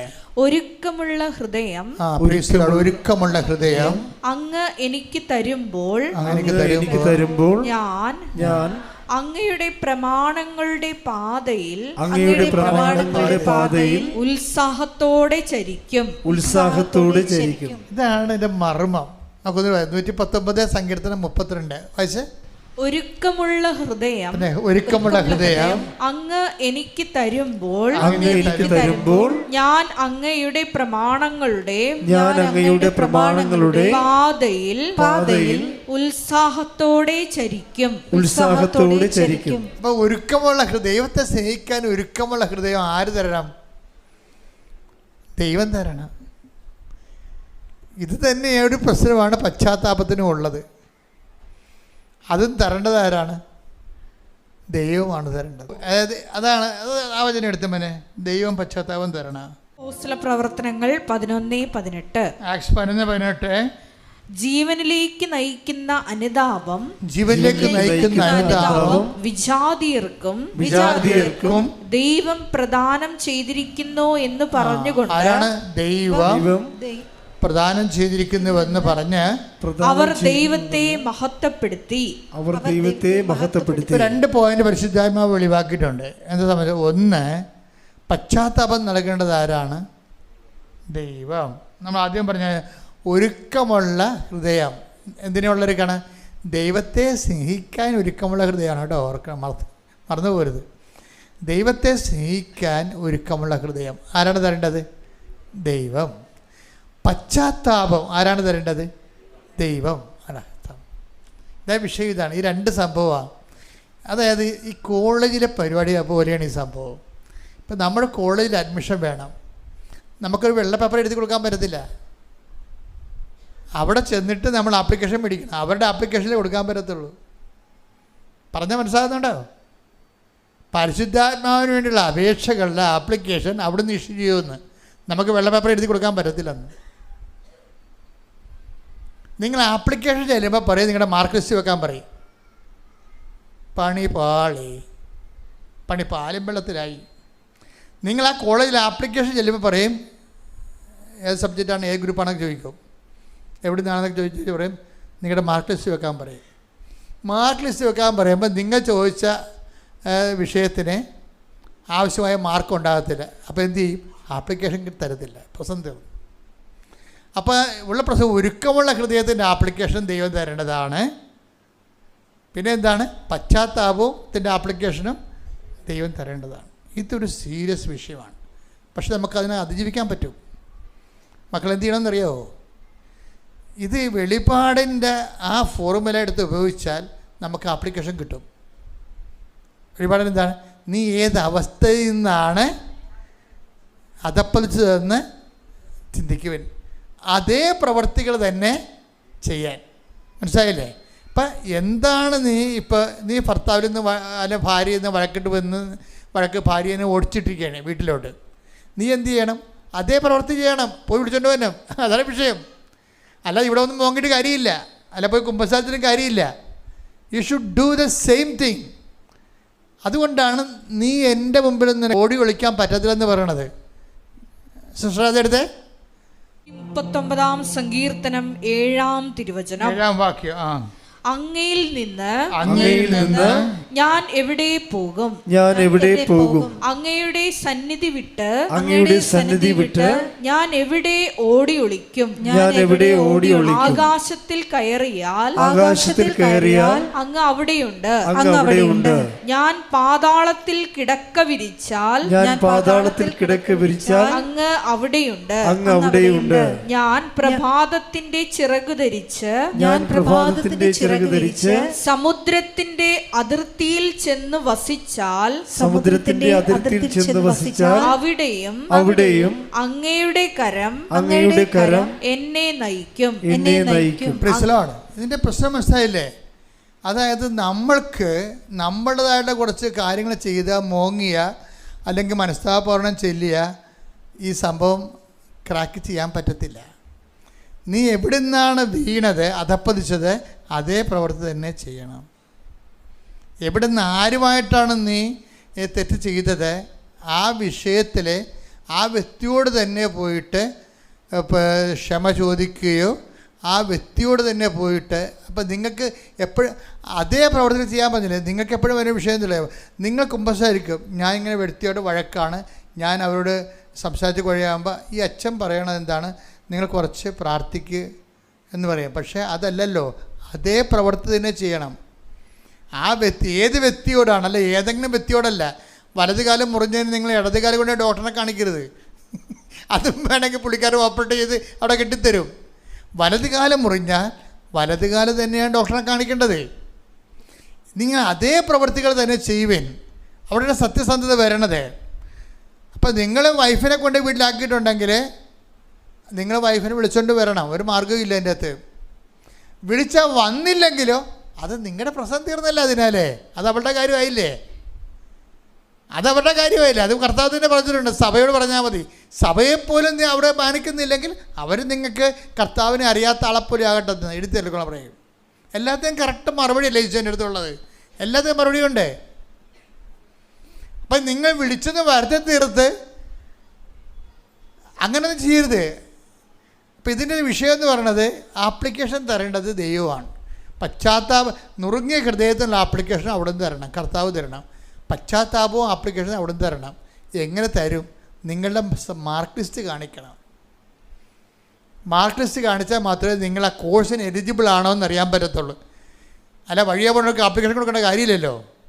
നിങ്ങൾക്ക് പരിശുദ്ധാത്മാവിന് വേണോ, കർത്താവിന് കൃപ വേണോ, അത് സ്വീകരിക്കാനുള്ള എലിജിബിലിറ്റി നിങ്ങളുടെ കയ്യിലുണ്ടോ, യോഗ്യതയുണ്ടോ എന്ന് വെക്കണം. അപ്പോൾ നിങ്ങളുടെ മുമ്പിലുള്ള ഏറ്റവും എളുപ്പമുള്ള മാർഗ്ഗം എന്താണെന്നറിയാമോ? എൻ്റെ മക്കളെ, വളരെ എളുപ്പമാണിത്. എന്ന് വെച്ച് കഴിഞ്ഞാൽ എൻ്റെ സഹോദരങ്ങളെ ഉടമ്പടി ചെയ്യുമ്പോൾ നിങ്ങൾ ചെയ്യുന്ന ഉപവിപ്രവർത്തനങ്ങളില്ലേ ഇല്ലേ? ഉപപ്രവർത്തനം വെച്ചാൽ ഈ ആതുര സേവനങ്ങളും പാവത്തങ്ങളെ സഹായിക്കുന്നതും ആയിട്ടുള്ള കുറേ കാര്യങ്ങളില്ലേ, അതുപോലെ സുവിശേഷ കൈമാറ്റമില്ലേ, ഇതെല്ലാം നിങ്ങൾ ഒരു നുറുങ്ങിയ ഹൃദയത്തിൻ്റെ യോഗ്യതയ്ക്ക് വേണ്ടിയാണ് കാഴ്ചവെക്കേണ്ടത്. കർത്താവ് എനിക്ക് ദൈവകൃപ പ്രവർത്തിക്കാൻ യോഗ്യമായ ഒരു ഹൃദയം തരുന്നതിന് വേണ്ടി ഞാൻ ഈ കർത്താവിൻ്റെ വചനപത്രങ്ങൾ ജനങ്ങൾക്ക് കൊടുക്കുന്നു. കർത്താവ് എനിക്ക് പശ്ചാത്താപം നൽകുന്നതിന് വേണ്ടി ഞാൻ ഈ വചനപത്രങ്ങൾ ദൈവത്തിന് ജനങ്ങൾക്ക് കൊടുക്കുന്നു. അപ്പം നിങ്ങൾ ചെയ്യുന്ന പ്രവർത്തികളെ ഈ രണ്ട് ഉദ്ദേശത്തോടും കൂടിയായിട്ട് നിങ്ങൾ ഇൻറ്റൻഷൻ ചെയ്താൽ അത് നിങ്ങൾക്ക് സത്യസന്ധമായിട്ട് ആദ്യമേ എൻ്റെ മക്കൾ വിചാരിക്കണം, എനിക്ക് ദൈവത്തോട് കർത്താവേ, എനിക്ക് നിത്യമായി നിൻ്റെ സ്നേഹത്തിൽ വസിക്കാൻ എന്നെ സഹായിക്കണമെന്ന്. ഇപ്പം നിങ്ങൾ പറയണത് എന്താണ്? എനിക്ക് കാനഡയിൽ പോകാൻ കർത്താവ് അങ്ങോട്ട് കടത്താൻ വേണ്ടി കർത്താവ് ഒരു ഊന്നുകാരനായിട്ടാണ് നോക്കണത്. കർത്താവ് ഒരു വള്ളക്കാരനായിട്ട് എന്നെ കപ്പൽ കയറ്റി അങ്ങനെ വിടാനാണ് പറയണത്. ആ പരിപാടിയാണെങ്കിൽ നടക്കത്തില്ല സംഭവം. മറിച്ച് എന്നുവെച്ചാൽ എളുപ്പം നടക്കണമെങ്കിലുള്ള മാർഗ്ഗം എന്ന് വെച്ച് കഴിഞ്ഞാൽ, കർത്താവ് നിൻ്റെ സ്നേഹത്തിൽ എനിക്ക് ജീവിതകാലം മുഴുവൻ നിലനിൽക്കാൻ എന്നെ സഹായിക്കണമേ. പ്രാർത്ഥിച്ച്, കർത്താവ് ദൈവമേ, അങ്ങയുടെ സ്നേഹത്തിലെ ജീവിതകാലം മുഴുവൻ ജീവിക്കുവാൻ എനിക്ക് പശ്ചാത്താപത്തിന് യോജിച്ച ഫലങ്ങള് പുറപ്പെടുവിക്കാൻ എന്നെ സഹായിക്കണം. ഇപ്പൊ അച്ഛൻ്റെ പ്രാർത്ഥനയിലൂടെ വന്നൊരു സാധനമാണത് അല്ലേ? എന്താണ്? അതാണ് വെളിപാടെന്ന് പറയുന്നത്. കർത്താവ് വചനം നൽകുന്നത് നയിക്കണം ഇങ്ങനെയാണ്. മത്തായി 3:8 മാനസാന്തരത്തിന് യോജിച്ച ഫലം പുറപ്പെടുവിക്കുവിൻ. അതാ വിഷയം. ഫലം പുറപ്പെടുവിക്കണമെന്നല്ല പറഞ്ഞിരിക്കണത്. എന്താ പറഞ്ഞിരിക്കണത്? മാനസാന്തരത്തിന് യോജിച്ച ഫലമാണ്. അതെന്താണ്? നിങ്ങൾ ഏത് സ്ഥലത്തു നിന്നാണ് നിങ്ങൾ അധപ്പതിച്ചത്, അതേ പ്രവൃത്തികൾ ചെയ്യുമ്പോഴാണ് മാനസാന്തരത്തിന് യോജിച്ച ഫലമാണ്. മാനസാന്തരത്തിന് പറ്റിയ ഫലമല്ല, അതിന് യോജിക്കുന്ന, അതുമായിട്ട് സിങ്കാകുന്ന ഫലങ്ങളാണ് ഉണ്ടാകേണ്ടത്. അപ്പം നിങ്ങൾക്ക് തോന്നിയ കാര്യങ്ങൾ ചെയ്താൽ മാനസാന്തരം ഉണ്ടാകത്തില്ലെന്ന് അർത്ഥം. നമുക്ക് തോന്നിയ പരിപാടി ചെയ്താലേ മാനസാന്തരം ഉണ്ടാകത്തില്ല. മാനസാന്തരം ഉണ്ടാകാൻ വേണ്ടി നമുക്ക് തോന്നിയ പരിഹാരം ചെയ്ത കാര്യമില്ല. അതിനോട് സിങ്കാകുന്ന രീതിയിൽ, ആ സിങ്കാകുന്നത് എന്താണ്? എവിടെ നിന്നാണ് അധപ്പതിച്ചതെന്ന് അറിയണം. എന്നിട്ട് അതേ പ്രവർത്തനം ചെയ്യുമ്പോഴാണ് യോജിച്ച ഫലങ്ങൾ ഉണ്ടാകുന്നത്. കൈയടിച്ച് കർത്താവ് ഹല്ലേലൂയ ഹല്ലേലൂയ ഹല്ലേലൂയ ഹല്ലേലൂയ യേശുവേ നന്ദി ഹല്ലേലൂയ ഹല്ലേലൂയ ഹല്ലേലൂയ ഹല്ലേലൂയ യേശുവേ ആരാധന ആരാധന ദൈവനാമേ മഹത്വം, ദൈവനാമേ ആരാധന. എല്ലാവരും എഴുന്നേൽക്കുക, സ്തുതിക്കട്ടെ. ഹല്ലേലൂയ ഹല്ലേലൂയ ഹല്ലേലൂയ ഹല്ലേലൂയ ഹല്ലേലൂയ ഹല്ലേലൂയ യേശുവേ നന്ദി ഹല്ലേലൂയ ഹല്ലേലൂയ യേശുവേ മഹത്വം മഹത്വം ഹല്ലേലൂയ ഹല്ലേലൂയ ഹല്ലേലൂയ ഹല്ലേലൂയ ഹല്ലേലൂയ ഹല്ലേലൂയ യേശുവേ ഹല്ലേലൂയ ഹല്ലേലൂയ ഹല്ലേലൂയ ഹല്ലേലൂയ ഹല്ലേലൂയ ഹല്ലേലൂയ യേശുവേ ഹല്ലേലൂയ ഹല്ലേലൂയ വചനം നൽകിയതിന് നന്ദി പറയുന്നു. ഹല്ലേലൂയ ഹല്ലേലൂയ അനുതാപം യേശുവേ മഹത്വം മഹത്വം മഹത്വം മഹത്വം മഹത്വം ഒരുക്കമുള്ള ഹൃദയം നൽകണമേ. Hallelujah hallelujah. രോഗസൗഖ്യ പ്രാർത്ഥന സമയമാണ്. കർത്താവ് നിങ്ങളെ സുഖപ്പെടുന്ന സമയമാണ്. ലോകത്തിൽ ഏറ്റവും കൂടുതൽ വിടുതലും ദൈവാനുഗ്രഹം നേടുന്ന ഒരു സമയമാണിത്. നമ്മുടെ കൃപാസനത്തിൻ്റെ സാക്ഷികൾ കേട്ടാൽ നിങ്ങൾക്ക് മനസ്സിലാകും. നുറങ്ങിയ ഹൃദയത്തോടെ കർത്താവിനെ അറിയണം, അനുഗ്രഹം പ്രാപിക്കണം. ഇവിടെ വന്നാൽ കർത്താവ് നിങ്ങളെ സഹായിക്കും എന്ന് വിചാരിച്ച് കഷ്ടപ്പെട്ടും അതിനുവേണ്ടി കടം മേടിച്ചൊക്കെ വന്ന ആൾക്കാരുണ്ട്. ഒരു കുഞ്ഞിനെ പോലും കർത്താവ് വെറുതെ വിടത്തില്ല. കർത്താവിൻ്റെ വചനത്തിലുള്ള പ്രധാനപ്പെട്ട വാക്കാണ്, ഞാൻ വെറും കൈയോടെ അവരെ പറഞ്ഞു വിട്ടാൽ അവർ വഴി തളർന്ന് വീഴുമെന്ന്. അതുകൊണ്ട് നിങ്ങൾക്ക് മനസ്സിലാകാം, കർത്താവ് ഒരു കുഞ്ഞിനെ പോലും വെറും കൈയോടെ ഇവിടുന്ന് പറഞ്ഞു വിടത്തില്ല. കൈയടിക്കട്ടെ, സ്തുതിക്കട്ടെ, ഹല്ലേലൂയ. ഹല്ലേലൂയ ഹല്ലേലൂയ ഹല്ലേലൂയ ഹല്ലേലൂയ. ഒരുമിച്ച് പാടാം, സ്തുതിക്കട്ടെ, മഹത്വം, ഹല്ലേലൂയ. ആരാധന ആരാധന ഹല്ലേലൂയ ഹല്ലേലൂയ ഹല്ലേലൂയ. മഹത്വം മഹത്വം, ആരാധന ആരാധന ഹല്ലേലൂയ. നീതിയായൊരുവൻ ഭാരം വഹിക്കുന്നവൻ, നീതിയായൊരുവൻ ഭാരം വഹിക്കുന്നവൻ, എന്നെ കൈവിടാത്തവൻ യേശുവിൻ കൂടെയുണ്ട്. എന്നെ കൈവിടാത്തവൻ യേശുവിൻ കൂടെയുണ്ട്. പരീക്ഷയെ അനുവദിച്ച പരിഹാരവേദിയായൊരുണ്ട്. പരീക്ഷയെ അനുവദിച്ച പരിഹാരവേദിയായൊരുണ്ട്. എന്തിനും ചോദ്യമില്ല എന്റെ നൈതന്യായ എന്തിനും ചോദ്യമില്ല എന്റെ നൈതന്യായ Praise the Lord. മക്കളെ അച്ഛൻ പ്രാർത്ഥിക്കുമ്പോൾ നിങ്ങൾ ശരീരത്തിൽ രോഗമുള്ളിടത്ത് കൈകൾ മാറ്റി മാറ്റി പ്രാർത്ഥിക്കണം.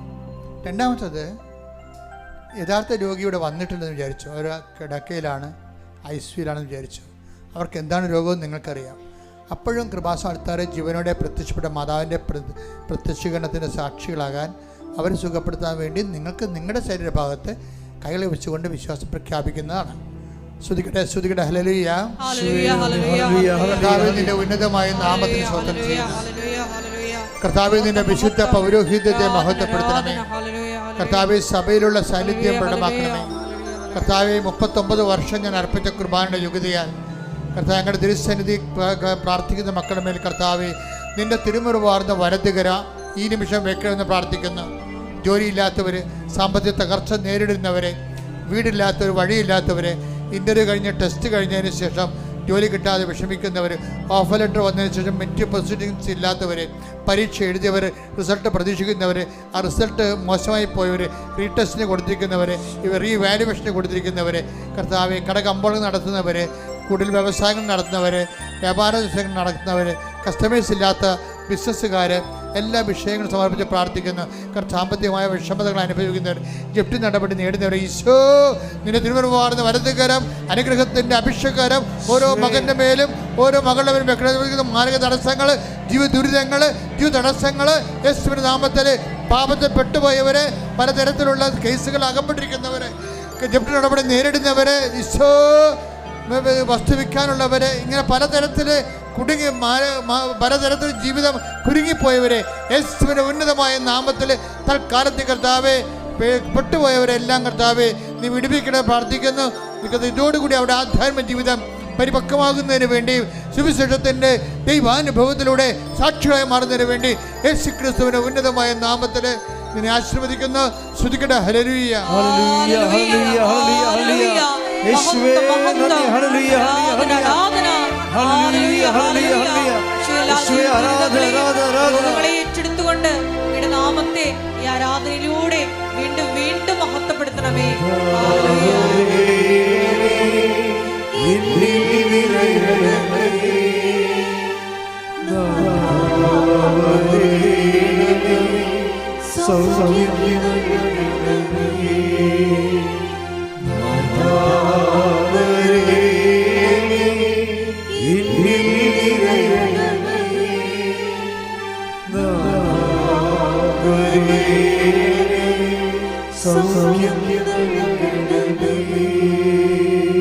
പരിശുദ്ധ പരമദിവ്യകാരുണ്യത്തിന് ആരാധനയും സ്തുതിയും പുകഴ്ചയും ഉണ്ടായിരിക്കട്ടെ.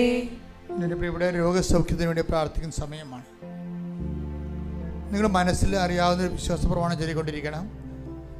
അല്ലാത്തവരെ യേശുവെ സ്തുതിച്ചുകൊണ്ടിരിക്കണം. കർത്താവിൻ്റെ തരിമുറിവാർന്ന വലതുകരത്താൽ നിങ്ങളെ സ്പർശിക്കുന്ന സമയമാണ്. കർത്താവിൻ്റെ ഉന്നതമായ നാമത്തിന് സ്തോത്രം ചെയ്യുന്നു.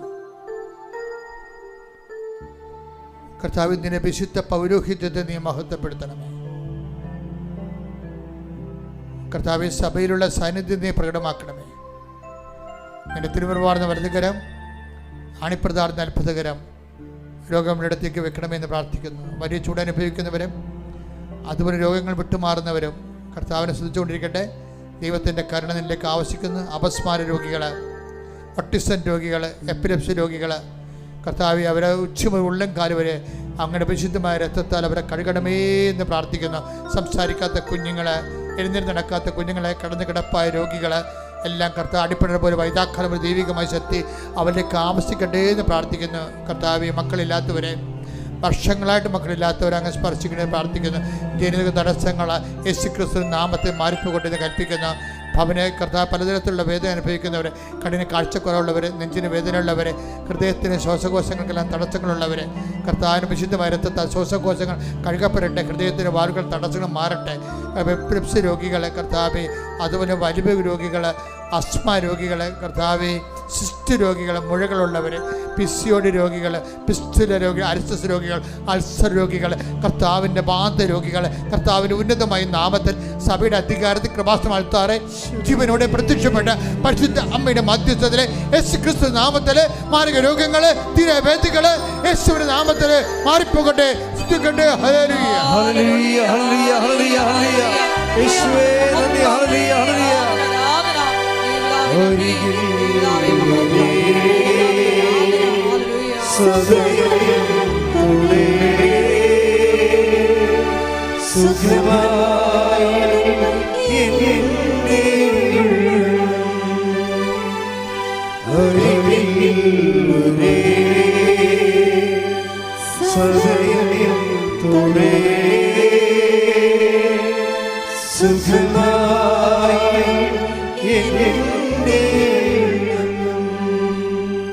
മക്കളെ മുട്ടിൽ നിൽക്കുക. മൗനമായി പ്രാർത്ഥിക്കേണ്ട സമയമാണ്. അനുഗ്രഹത്തിൻ്റെ ഏറ്റവും നല്ലൊരു സമയമാണ് ഈ മൗന പ്രാർത്ഥന സമയം. കാരണം നമ്മൾ വലിയൊരു ധ്യാനം കൂടിയിട്ടാണ് കർത്താവിൻ്റെ തിരുസന്നിധിയിൽ മുട്ടി നിൽക്കുന്നത്. കർത്താവ് പറഞ്ഞില്ലേ, അവർ 3 ദിവസമായി എൻ്റെ കൂടെ കൂടിയിട്ടെന്ന്. കർത്താവിൻ്റെ കൂടെ സമയം ചെലവഴിക്കുന്നവരെ കർത്താവ് വെറുങ്കയോടെ പറഞ്ഞു വിടത്തില്ലെന്നുള്ള സുവിശേഷത്തിൻ്റെ യാഥാർത്ഥ്യമാണ്. മൗനമായി പ്രാർത്ഥിക്കട്ടെ. അച്ഛൻ ഇവിടെ പ്രാർത്ഥിക്കാത്ത വിഷയങ്ങളെ പ്രത്യേകം ഓർത്ത് പ്രാർത്ഥിക്കട്ടെ. വഴക്കുകൾ, കലഹങ്ങൾ, ഭിന്നതകൾ, ഭിന്നിച്ച് താമസിക്കുന്നവർ,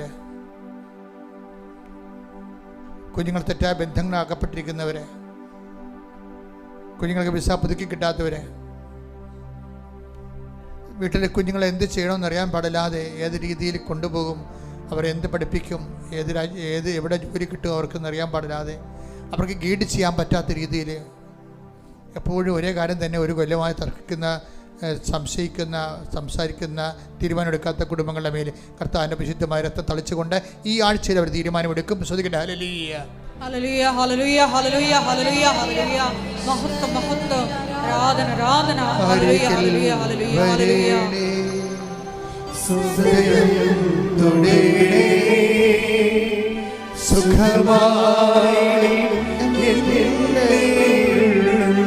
ആരെങ്കിലും വരണേ സ്വരത്തിൽ പാടുക.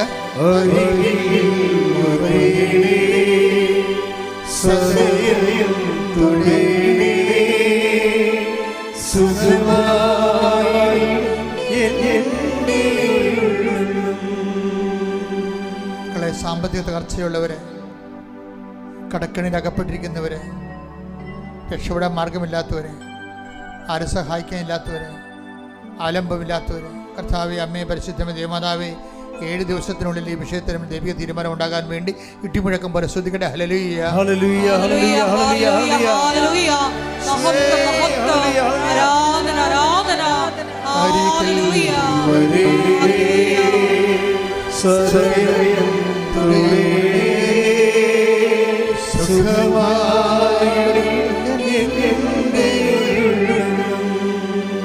എൻ്റെ പ്രിയപ്പെട്ടവരെ, മക്കളില്ലാത്തവരെ, വർഷങ്ങളായിട്ട് മക്കളില്ലാത്തവരെ, വർഷങ്ങളായ മരുന്ന് കഴിക്കുന്നവരെ, വർഷങ്ങളായ ആശുപത്രിയും ഡോക്ടർമാരെ മാറി മാറി നടക്കുന്നവരെ, അവിടെ ജനിതക തടസ്സങ്ങൾ ഈശോ ഏറ്റെടുക്കുന്നതിന് വേണ്ടിയും വിട്ടുമാറുന്നതിന് വേണ്ടിയും ഇട്ടിമുഴക്കം പോലെ ശ്രദ്ധിക്കട്ടെ. ഹല്ലേലൂയ, ഹല്ലേലൂയ, ഹല്ലേലൂയ,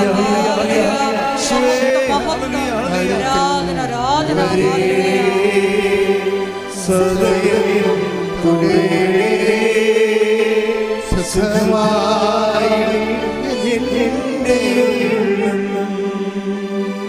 പിതാവേ, അങ്ങനെ മക്കൾ അങ്ങയുടെ ദിവസം കണ്ണീരായി നിൽക്കുകയാണ്.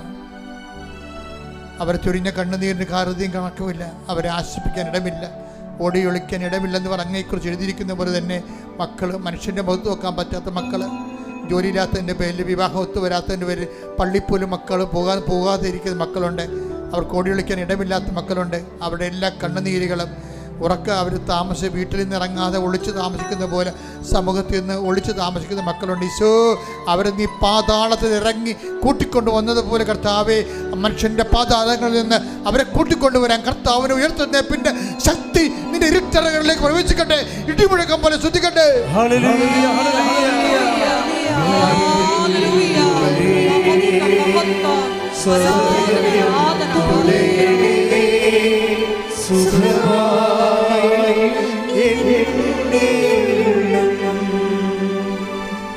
മൗനമായി പ്രാർത്ഥിക്കട്ടെ.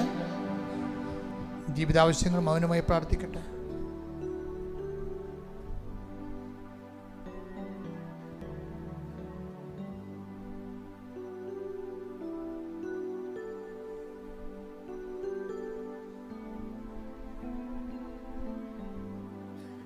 കർത്താവേ, അങ്ങ് ധ്യാനത്തിൽ പറഞ്ഞതുപോലെ ഒരുക്കമുള്ള ഹൃദയം അങ്ങയുടെ മക്കൾക്ക് നൽകണമേ. അവർ പശ്ചാത്താപത്തിന് യോജിച്ച ഫലങ്ങൾ പ്രകടിച്ചുകൊണ്ട് ദൈവത്തിന് പരിശുദ്ധാത്മാവിൻ്റെ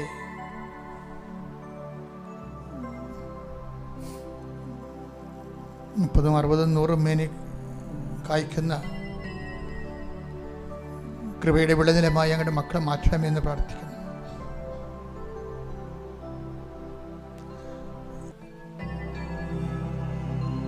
ശിരസ് നമിച്ച് നമുക്ക് ദിവ്യകാരുണ്യനാഥന്റെ ആശീർവാദം സ്വീകരിക്കാം.